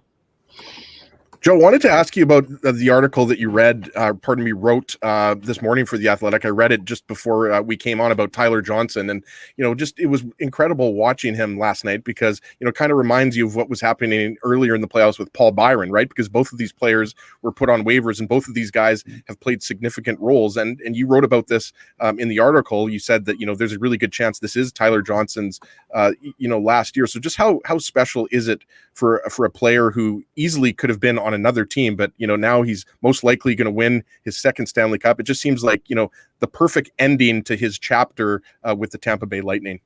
I think you're absolutely right, and I think Cooper put it best last night. He goes, "I'm extremely happy about the win, but I might be happier for Tyler Johnson." And a lot of those guys in that room saw what he went through last year. He went through waivers twice, trade rumors. He couldn't even be on the ice for the banner unveiling on opening night because he was on waivers for some cap maneuvering. Down into a fourth line role, playing the least amount of minutes he's played in his career. And for a guy who was their number one center, an all-star, kind of the rock star, that 15 cup run, it's a big adjustment. And so he never complained, never whined, and just put his head down and worked. And you don't win cups like this without a culture like that, or guys buying into each role and everyone feeling connected, because at some point they're going to deliver when you need them the most. And, we saw Blake Coleman, after having a bad turnover in Game 6 against the Islanders in OT, come back and have a iconic moment in Game 2 that helped them win that game. And you look at Tyler Johnson now, it's just part of that culture that they built, and that's why it was kind of symbolic of this team. And it could be a swan song for Tyler Johnson. It very well could be. Thought he'd be gone last year, and they need to make some moves this offseason. But if it was, it'd be quite a lasting image, and for a decade here with the Lightning. Joe, should every team that wants to win the Stanley Cup sign Patrick Maroon? They can. Maybe Seattle should pick in the expansion draft in the summertime, right? But no, it's. I know he's only plays 8-10 minutes a game, but you can't underscore the value of a player in the room like that and on the road. And he's one of those guys that holds the teams accountable on the ice. Last year, I don't think they go that far without him, because he came in when they were really still reeling mentally from that sweep against Columbus and still had that in their heads a bit. And he came in there, he said, "F last year, guys. This is a different team. You guys have you watched how good you guys are playing on the ice? You can do it." And him and Shaq were integral in them turning the page and then getting them back on track. A few beers were probably involved on the road in doing that. But yeah, he's one of those character glue guys that you need on every team. And he is under contract still with Lightning next year, so he could have a chance to go for 4 if they do finish this third one. But no doubt a special, one of the most colorful characters in the league, and one of those guys that are really important that you don't see in the front page of the websites of the newspapers very much. Joe Smith is our guest on the Illegal Curve Hockey Show. Joe covers the Tampa Bay Lightning for The Athletic. The Lightning have a 3-0 series lead over the Montreal Canadiens. Look to finish it out on Monday night in Montreal. Joe, this might be an impossible question, but I think you got the wide enough shoulders to handle it. If you had to pick one player for the Tampa Bay Lightning, who's the most important guy? Who's the guy that most stirs the drink for this this talent-laden squad? Is it Victor Hedman? Is it Vasilevsky? Is it Kucherov? I mean, a plethora of all-world talents. Who's the one that's most important? It's a hard one. I mean, I think if you're going the whole team and not just skaters, I think you go Vasilevsky. I just think overall, I mean, goaltenders are usually the most important positions, and just like quarterbacks in football. And I put him on my Hart Trophy ballot this year. He was number 4 for me, and that says a lot for a goaltender too. And he allows them to play a certain way. They can play with sometimes some risk. They can take some chances, and he just like a security blanket back there. And he's given up, I think, 15 goals the last 11 playoff games. I think it was was it 5, 6 in the series? It's remarkable. And, I think the Conn Smythe balloting, if they do end up winning and closing it out, whether it's a Monday or whatever, will be very interesting between him and getting Nikita Kucherov, who has had a historic run after missing the whole year with hip surgery, and then Braden Point, the leading goal scorer. So it's a tough question to ask. And if it's a tough question to answer, it means that they have a special group. So that's all I would say about that. Joe, there's so many different players that we can ask you about. And obviously, I like how Drew asked that question. He asked you about the Conn Smythe without really asking you about the Conn Smythe, right? But I think, whether Kucherov, Vasilevsky, or Braden Point wins it, I think they're all deserving. But, I want to ask you about Stamkos. I want to ask you about all these guys. But the one guy, when I was kind of preparing for you to come on, the one guy I wanted to ask you about is Andre Palat, because I feel like, on a team that's as deep as Tampa, you're always going to have guys that are maybe underrated, right? Like you could say an Alex Killorn is underrated, or Ryan McDonough is underrated when you have the Stamkoses and the Kucherovs and the Points. But he kind of reminds me, I'm a Devils fan, so I'll admit that, but he kind of reminds me of like a Peter Sikora, the years that the Devils were winning the cup, right? Like they had all of these great defensemen and Gomez, Elias, all these great players. But Palat, to me, he's so impressive, not only with how he contributes offensively, had a couple of assists last night, of course, but he's physical. He just seems to do everything. Such a smart player. Is that just kind of, again, like a microcosm of this entire team? They just have an entire team full of talented players that, from top to bottom, that's one of the reasons why they're going to probably win their second straight cup. You're right. I think he's you look at that line with Point and Kucherov, and those two guys are potentially Conn Smythe players, but you still need a third guy on that line, and not many guys can think the game like a Kucherov and Point, and so just to play with them, it's not easy just to jump on that line and be able to read off them and know where to go and know where they like the puck and everything like that. And going back to the 15 run, he was kind of the engine of that triplets line with Kucherov and Tyler Johnson, and has kind of kept forward. And a 200-foot player, doesn't say an awful lot, but kind of one of those identity players that gets you through and plays key moments. So another one of those gems the Lightning got in the 7th round back in 2011. One of the last picks in that draft, and you can see why they're built the way they are. To have a guy like that on your top line, and he still has 1 more year left on his contract too. So he has one last chance to stay. But yeah, a terrific player and person, and a great find for the Lightning. Joe Smith is our guest on the Illegal Curve Hockey Show. Joe covers the Tampa Bay Lightning for The Athletic. His appearance is brought to you by Boston Pizza. Boston Pizza has the perfect starting lineup tonight.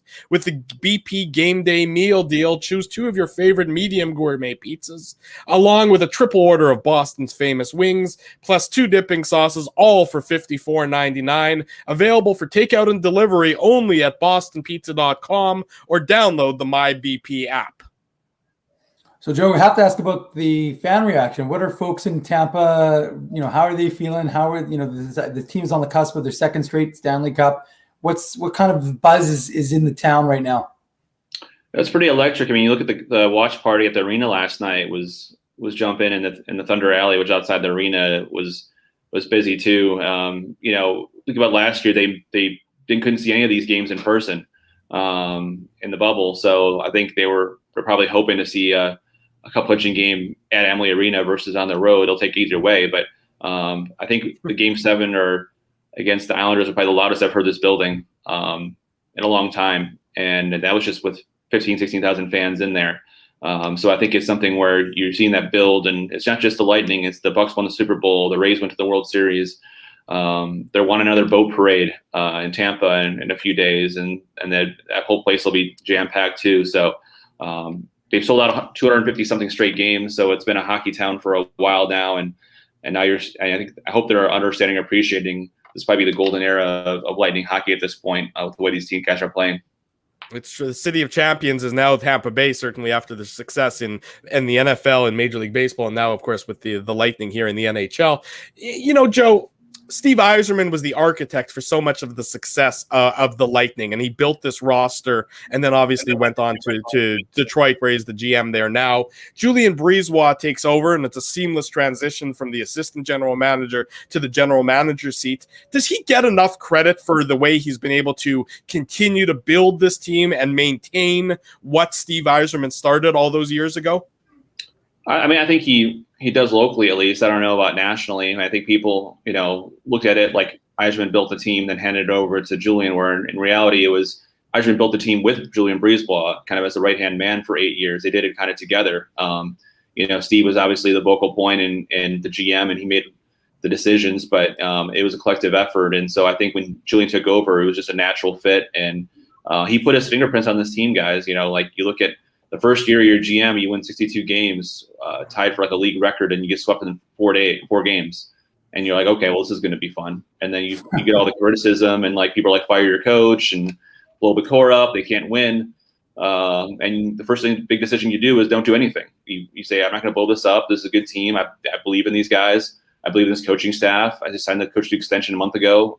I would have signed him even if we lost after this series. And it shows a lot of guts. To use a safer word in this one, to do that. And he stood by his decision, and look what happened the next year. And he had some bold moves at the deadline to get Gaudreau and Coleman, who weren't top 6 guys or weren't the flashy deadline deals, and keep up a couple first round picks and top prospect for them. And they don't win the cup without that line with Gunny Gord. So Savard again this year. So I think, obviously it was a team a lot that Steve Yzerman, really was a big part of, but I think, Julien Brisebois put his fingerprints on this one. And, look, in his first, 3 or 4 years, he might have 2 cups to his resume. And that's something that, you don't see very often, especially this day and age.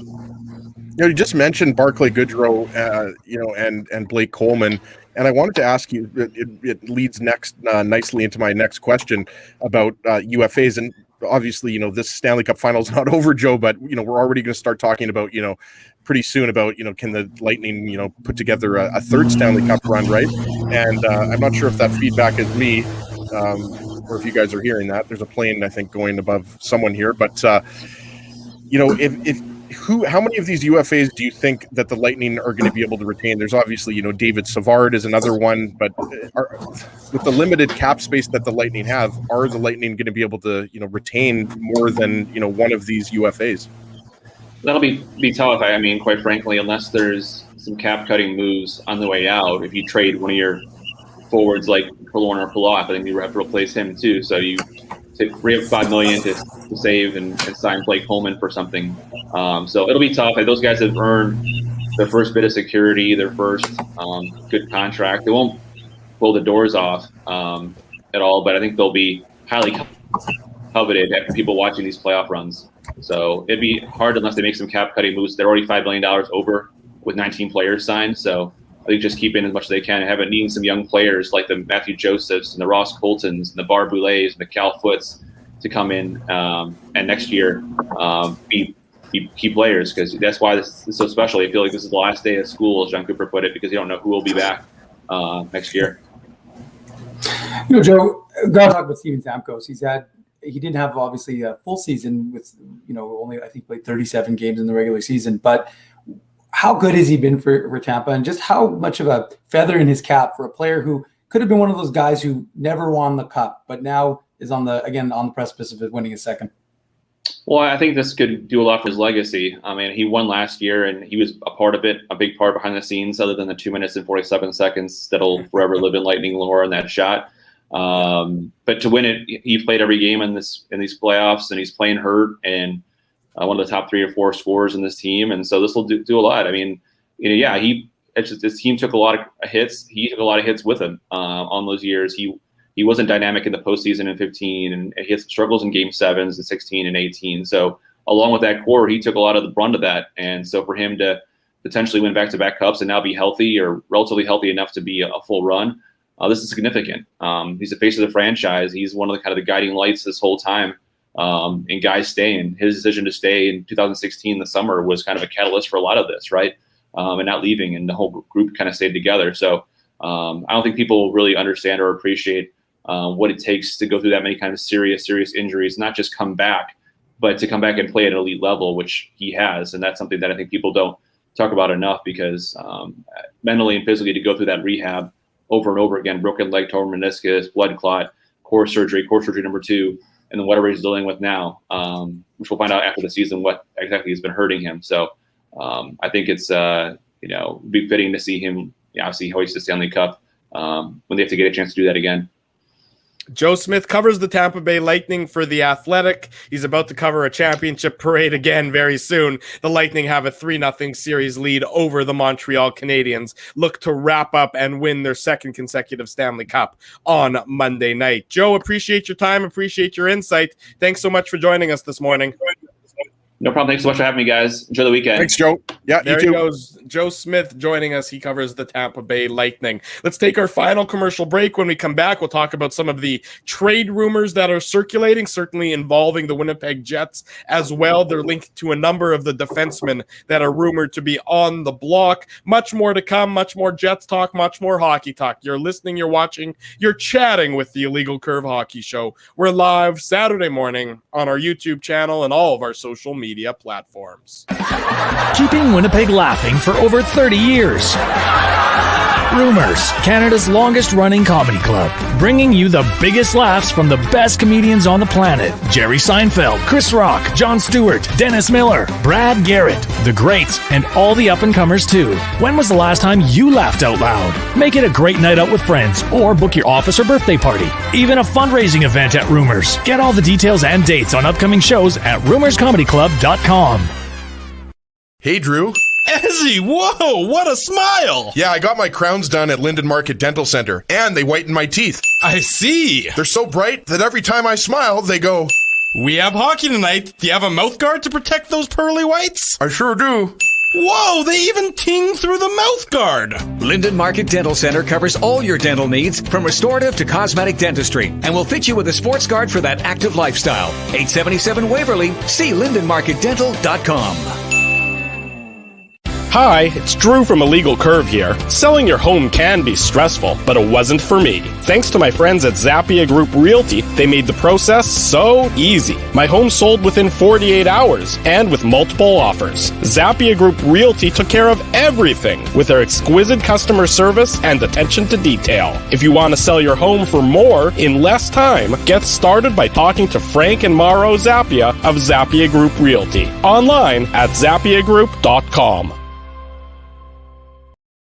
While you can't always count on your team winning, nor your favorite player scoring, one thing you can always count on is Bernstein's Deli. They've expanded their services because the team at Bernstein's Deli wants to accommodate your needs and keep you safe. Open Tuesday to Saturday from 9 a.m. to 6 p.m. to serve you. Head to your phone, in-store or online to shop for groceries or order meals from the restaurant, like the legendary Illegal Curve Sandwich. Just go to bernsteinsdeli.com.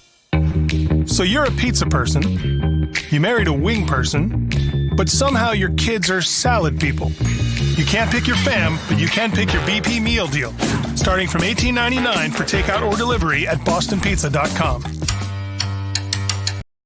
Saturday morning, welcome back to the Illegal Curve Hockey Show. Drew Mindell, Minuk Ezra Ginsburg with you. Want to give a big shout out to our friends at Rumors Restaurant and Comedy Club, officially declared the funniest place in Winnipeg by Illegal Curve Hockey. Rumors is reopening August 24th. That's coming up in about 6 or 7 weeks' time, and they're doing it with a bang. TV's John Doerr, one of the most requested, funniest comedians that grace the stage at Rumors, will be back August 24th through August 28th. Tickets on sale right now.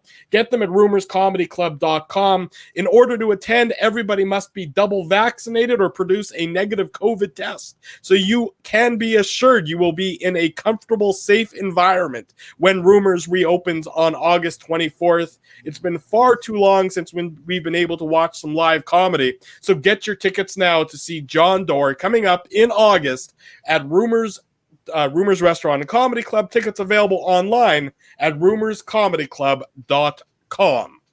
Gentlemen, trade talk heating up, as you would expect. It usually happens this time of year, especially when the Stanley Cup final begins to wind down. We know that the Predators and the Kings made their swap earlier this week for Victor Arvidsson. Our friends at the Fourth Period published a summer trade watch column earlier this week, and they have the Jets linked to 3 different players who they think might be available. All, to no one's surprise, those 3 different players are all defensemen, them being Matthias Ekholm of the Nashville Predators, Josh Manson of the Anaheim Ducks, and of course Seth Jones. He's certainly one of the big fish on. Do you think Jets are going to shore up their blue line through a trade this offseason? And of Ekholm, Jones, or Manson, which one do you think, of any, is most likely to end up here in Winnipeg?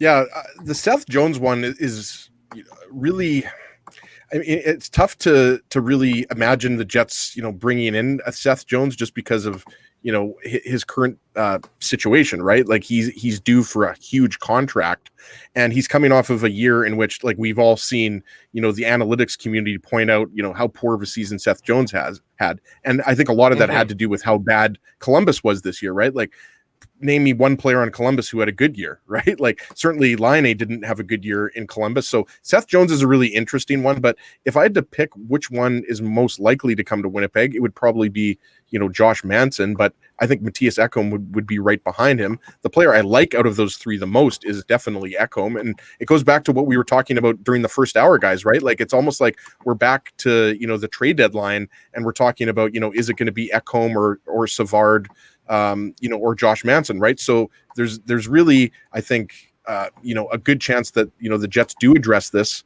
via trade. But, when you look at the free agent pool, it's not as sexy maybe as you would like, right? Like, Dougie Hamilton, I think, is a long shot to come to Winnipeg, right? So in addition to, Hamilton, you've got, a player like Alec Martinez out there who, I've suggested would look pretty good in a Jets jersey, right? So, I think Jones is an interesting one.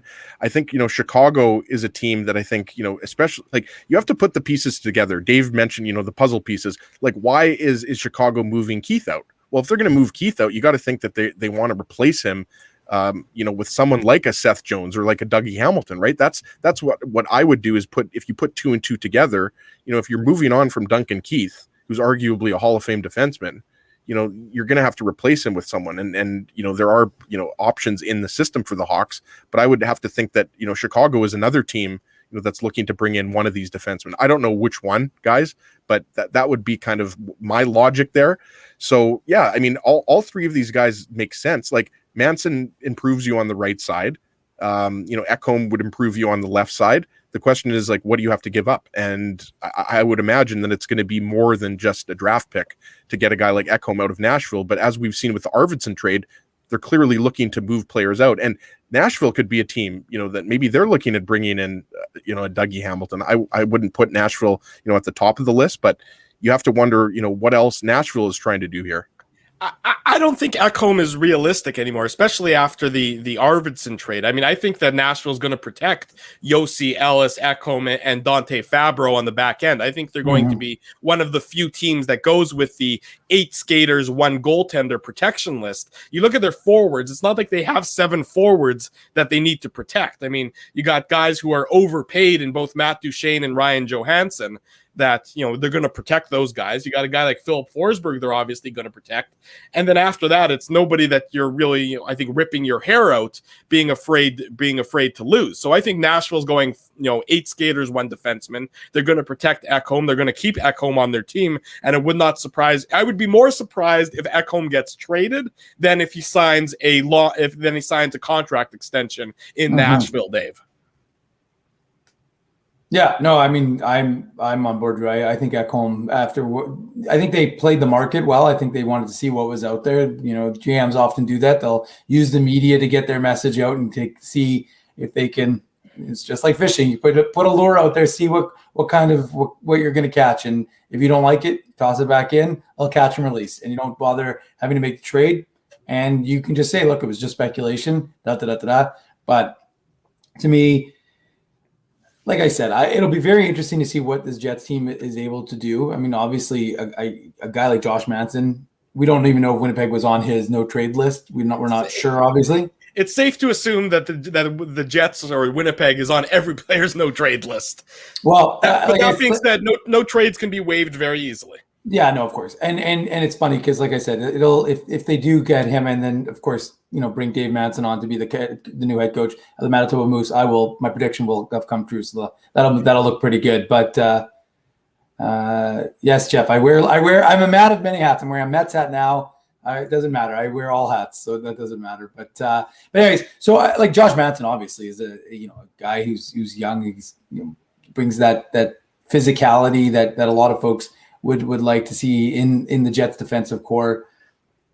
And I think what it ultimately comes down to, guys, and the reason why the Jets are being tagged, regardless of how much veracity is within those rumors, I think what it comes down to is that we know what the Jets have to do this summer is improve their defensive core. And so whether it's through a trade for one of those guys, or whether it's bringing in, to Ezzy's point, are you getting a Dougie Hamilton, or are you more likely to try and get a David Savard, a guy who's definitely going to improve your top four?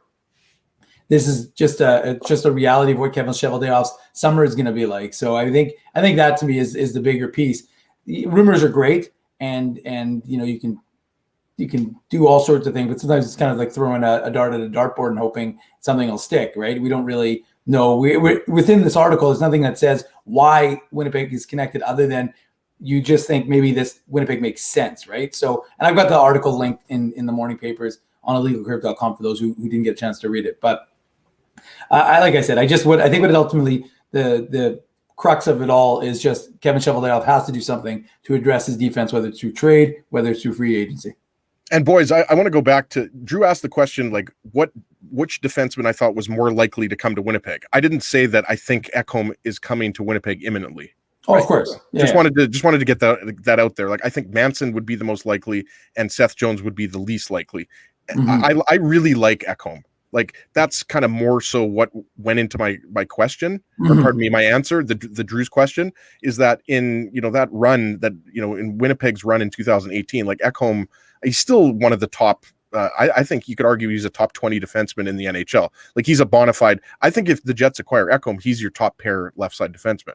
And I think that's another issue that we maybe have to start talking about more. I think it almost seems sacrilegious for some people to suggest that, Josh Morrissey is more of a second pairing defenseman, but I think his advanced stats might, kind of lean towards, Josh Morrissey being more of a left side second pair defenseman. So I think it's more likely that you're going to see a Jamie Oleksiak type of player, or Alec Martinez type of player acquired by the Jets, as opposed to the bigger guys. Like, the big fish are Dougie Hamilton and Seth Jones. Let's be honest here.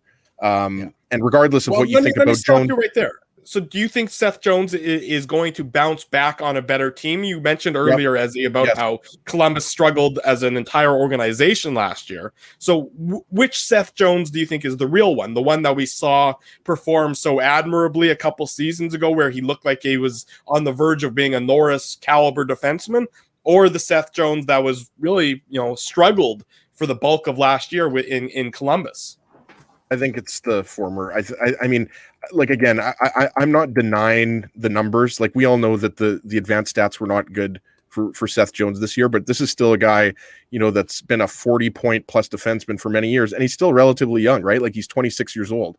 So I'm not saying that, he's the best defenseman in the NHL, but I do think he is a top 20, maybe even top 10 defenseman in the NHL if he's paired, with the right D partner. So I think whoever is going to get him, he'll most likely play, a top pairing, at the very least top 4 role. So it'll be interesting to see where he ends up, because he's clearly not coming back to Columbus. It's interesting. If you look at wins above replacement for defensemen last year who played at least 400 minutes of even strength time on ice. Duncan Keith, who's been mentioned in trade talks, was absolutely dead last in the NHL at a negative 1.4 wins above replacement. Josh Morrissey was 196th of 198 at negative 1.1 wins above replacement. And Seth Jones was 194th at negative 1 wins above replacement. So, it is interesting that, Seth Jones, certainly struggled last year. Also point out that both Tucker Poolman and Nathan Beaulieu were towards the bottom of that list as well, which goes to, I think, show about some of the struggles the Jets defense had last year. But, Seth Jones being down that low is very surprising. Morrissey, less surprising because of how we saw him struggle in trying to elevate Tucker Poolman. And I think to bring this whole thing full circle, I wonder what Morrissey's numbers would look like with a guy like Dylan DeMello next to him for the full season, or an improved right side partner, or to Ezzy's point, playing in a second pairing left side role as opposed to a top pairing left side role, because he has certainly struggled in that role ever since Jacob Trouba left to go to New York. So, it's certainly been a little bit of a broken, skipping, or what do we say, a corrupted MP3 file to bring it into the 21st century. But the Jets defense, for a second consecutive offseason is such a position of need that I think it's almost overwhelming everything else to do with the team right now.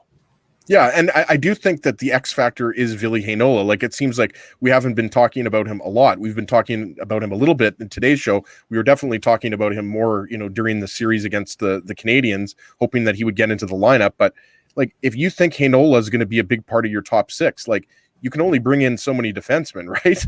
Like, you don't want to squeeze him out into a situation where he's going to be a regular healthy scratch. And that's why I do think that, it's tough to predict what the Jets are going to do either on the left side or the right side, depending on who they keep, right? Because, like, if DeMello's back, he'll be in your top four. We know Pionk's going to be in your top four. And then we expect, Heinola to, at the very least, be a third pairing defenseman. But then where does that leave Logan Stanley, right? Like, it's very, again, it's, I don't know how many times I can say this. It's just very difficult to predict where the Jets are going to go here in terms of who they bring in, because who does that push out, right? Like, if they bring in another right shot defenseman, that likely means Tucker Poolman's not going to come back, or he's going to be a seventh or eighth defenseman. I don't know if he wants to be that. So Ville Heinola is the big one here. Like, I think Dave would agree. There's a good chance that, what if Heinola is a top four defenseman and he puts up 45 points for the Jets next year? I don't think that's out of the realm of possibility. That's why I think this next month, Dave, is going to be absolutely so fascinating for the Winnipeg Jets. It's not like it's going to be, it's going to be over the next, month until the last, until free agency starts. What's that, on the 28th of July, if I'm not mistaken? There's so many decisions and so many moving pieces, in a typical offseason. Never mind, then you factor in an expansion draft as well. Then you're going to figure out, when arbitration, if that's going to be a something that the Winnipeg Jets have to get into with Neil Pionk or Andrew Kopp or Logan Stanley for that matter. It's just really going to be this month of July. There's a reason why we're excited for this month of July, and we already have so many sort of additional shows planned for this month of July and so many special broadcasts planned, is because this Winnipeg Jets team for next season is really going to take shape over the next, next 3.5, 4 weeks. And then August is going to be very quiet. And then before you know it, training camp is 2 months away. If you think about it, starting right after Labor Day, this next month is going to be fascinating for the Winnipeg Jets, Dave. Yeah, although Logan Stanley isn't arbitration eligible. That's what I. Sorry, I meant to. Yeah, I meant to. Okay. I just wanted to catch that one, but no, I think. Let's be realistic, boys. Is anybody paying attention to the Stanley Cup? Honestly, like, does anybody care that it's happening? I can only imagine. The ratings were atrocious last summer, but when it's 26 degrees or at night at 2 a.m, but like it's gorgeous out, I suspect most people are outside enjoying the weather. I'm not saying that people aren't watching it, but I guarantee the numbers aren't going to look good this year again, which I think is a lesson to the NHL that, maybe ending a little bit earlier, playing a few less games would have been a wise decision. But anyways, that's a digression. That the reality is this is going to be an incredibly interesting July. I don't think we can emphasize that enough. And to your point, Drew, we've added a number of shows that are going to be taking place, and I'll have those shows in the notes of the morning papers every day, just to give people that idea is just to reinforce when we're going to be on and when you can watch those, because you can follow the link, hit the subscribe, and that way you'll get a reminder of when those shows are going live, because it's going to be unbelievable. I really do. And we'll have all the news obviously on illegalcurve.com. But I said it when my question to Ted, it was a bit of a statement as well, is that this is they jokingly we call it the summer of Chevy. Well, this is his summer. He's got to do something because Mark's watching Stanley Cup because he's bet money on Tampa Bay. So beers are on Mark's Sports Video after Monday potentially when the Lightning wrap it up, or Wednesday if it goes back to Tampa Bay, however many more games it's going to be. But beers on Mark. But anyways, like I said, this is the summer of Kevin Shovelday off, and it's just going to be a big thing, because to what we've talked about, as he's mentioned, I've mentioned it, Drew, you've mentioned it, Ted mentioned it. You just can't have another summer like last where you stand pat and allow nothing really to change significantly. And you just first of all, the worst thing I think as an organization you can do is bring players in who are going to stunt the growth of your prospect, because again, that becomes a complete waste of time. David Gustafson watching games, useless. Playing games with the Moose, fine for last year. I didn't have a problem with it. Ville Heinola playing for the Moose. Craig Eisinger came on the show, talked about how Ville Heinola was one of the best players in the American Hockey League, obviously talking about the Canadian division of that. So that's fine. But next year, do you want a player? You need to see what you have in Ville Heinola. Give the kid the full season. If you have to play Ville Heinola and Logan Stanley, guys, am I the only one who says, how many times do I have to hear the regular season doesn't matter because the playoffs are a different animal? So who gives a shit? Let him play the whole regular season then. And if he, the truth is, from not the whole regular season, but let him play from the start of the regular season to the trade deadline. And if you don't like what you see at the trade deadline, then make a move. But to not play the kid and not give him the opportunity to be potentially a top 4 defenseman when it seems like everyone thinks that's what he is, it's lunacy. And so play Josh Morrissey, Ville Heinola, and Logan Stanley if that's what you think will give you the best opportunity. Or bring someone in so you don't have to run both those younger guys. But to me, the Ville Heinola question is it just doesn't make any sense anymore at this point. Because if you're going to play him at the AHL level, doesn't really seem like it makes a lot of sense at this point. And you're not playing all he can achieve at the AHL level is your point. Well, yeah. Again, like I said, I think playing games is better than sitting and watching games. So if that's what ends up happening, better that he should play in the AHL with the Moose than not play with the Jets. But give the kid a chance. If that's what you think, if you think he can be a guy. Guys, we always talk about puck possession, right? The idea of control. Some guys are saying, well, you're going to have too small a defensive core for the playoffs. That could be the truth. Maybe you need to bring guys in, some veteran guys like a David Savard, who we all know is a big boy, can handle himself, clear the front of the net. So that'll give you a little more size on the right side. But if you're in control of the puck, you don't really have to worry about defending because you actually are playing offense. So we'll see what Ville Heinola is, but you have to give him that opportunity, because to not just doesn't make any sense. Yeah, nice little soliloquy from Dave M there. I appreciate that kind of enthusiasm coming from him. Ezzy, we'll let you get the final word in, be it on the Jets or on the Stanley Cup final, because I know you are actually one of the diehards who's watching the Lightning and the Habs and everything else. But before we do so, I want to make mention that soliloquy by Dave was brought to you by Frank and Mauro Zappia of Zappia Group Realty, official realtors of Illegal Curve Hockey. When 95% of your clients come via referral, it shows your commitment to honesty, integrity, and a total dedication to client satisfaction. If you want to sell your home for more in less time, come shake hands with Frank and Mauro Zappia online at zappiagroup.com. Ezzy, are you surprised the Lightning have been able to do to the Habs what they've been able to do, and that this Cup final has been as one-sided as it has been through the first 3 games? Yeah, I've been surprised. And, Dave and I both picked the Canadians in 7 and then immediately regretted it after game 1. But yeah, the Lightning are absolutely dominating the Canadians. And I did, kind of really not think that my pick of the Canadians was that good, because, look at, even without Alex Killorn, who's a very, important player, they're still dominating the Canadians. And, Kucherov just looks incredible. Braden Point has looked incredible, but it's not even those guys that have been doing the majority of the damage. In game 1, Kucherov was incredible. He had the 3 assists. But, you're getting, winning goals from Blake Coleman. You're getting 2 goals from Tyler Johnson. Yesterday's first goal was from Jan Ruda right? Like, who expected Jan Ruda to be a guy that, was scoring the first goal in that game? And the Canadiens just aren't the same team, guys, when they don't score the first goal. Like, we know that they have been unbeatable in the playoffs when they score the first goal, and then they basically just ride their incredible defense. But, another thing that we haven't talked a lot about is, Carey Price didn't have a very strong game. Like, the second goal that Victor Hedman scored, I think it was clocked at 99 miles an hour. That's fine, but that there wasn't a lot of traffic in front of Price, and he probably should have stopped that. So Price wasn't his best. And don't get me wrong, Carey Price is a future Hall of Famer, and he is the reason why the Canadiens are in the Stanley Cup final. But last night was clearly not his best night, and that's the thing, right? Like, he has to be near perfect for the Canadiens to have a chance when the Lightning are healthy. Drew, you mentioned this, when we were previewing the Stanley Cup final last week. Kucherov is key. If Kucherov wasn't healthy, if Kucherov wasn't playing in this series, then I think Montreal would have much more of a chance. But you just go up and down the lineup.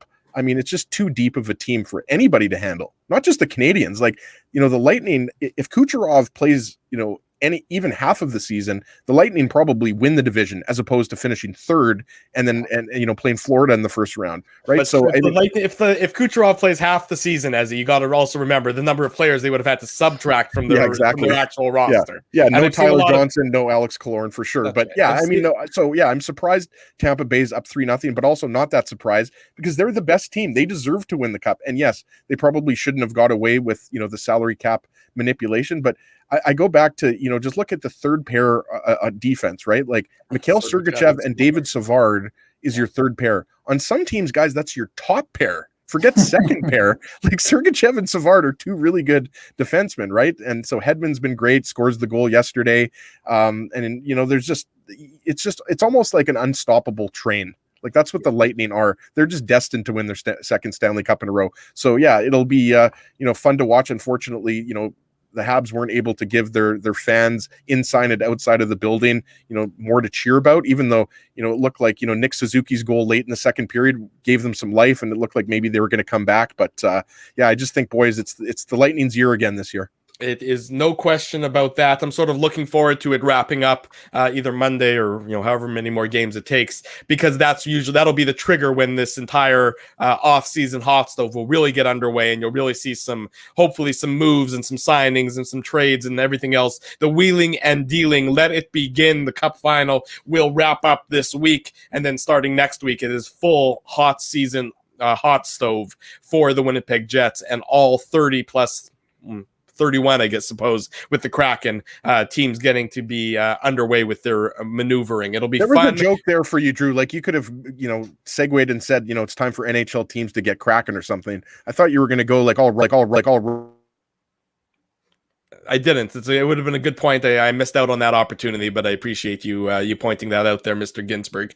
In any event, it will be entertaining. A reminder, we have some bonus broadcasts coming up for you here on the Illegal Curve channel. In addition to all of the Saturday shows, we have a special live broadcast around the NHL expansion draft. We'll have a special live broadcast around the NHL draft day 1 and day 2, of course. And of course, on free agency, we'll do a recap show that first night of free agency, talking about all the moves and hopefully some also made by the Winnipeg Jets. Otherwise, it might be a bit of a dull show, but I think the Jets certainly will be active in some regard between now and throughout the month of July.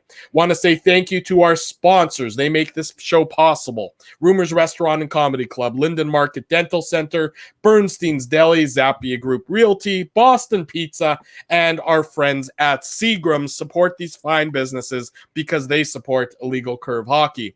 For all of you who joined us in the chat and who are watching the show, thank you so much. On your way out, if you haven't already done so, smash the like button, hit the subscribe button, and that way you'll get alerted each and every time we go live here on our YouTube channel and all of our social media platforms. The man in the top right is Dave Minuk, sporting a New York Mets hat. The man in the bottom middle is Ezra Ginsburg, supporting a Chicago White Sox hat. I am your host, Drew Mindell, sporting no hat at all and no hair at all. Stay safe, stay hydrated. It's a hot one out there. Get out, enjoy the weather, enjoy your weekend. We'll see you back here, of course, illegalcurve.com. All the latest Winnipeg Jets news that's updated all day long. In case you missed any of the show, it's available for download. You can download it on the podcast or watch the live broadcast immediately upon our conclusion.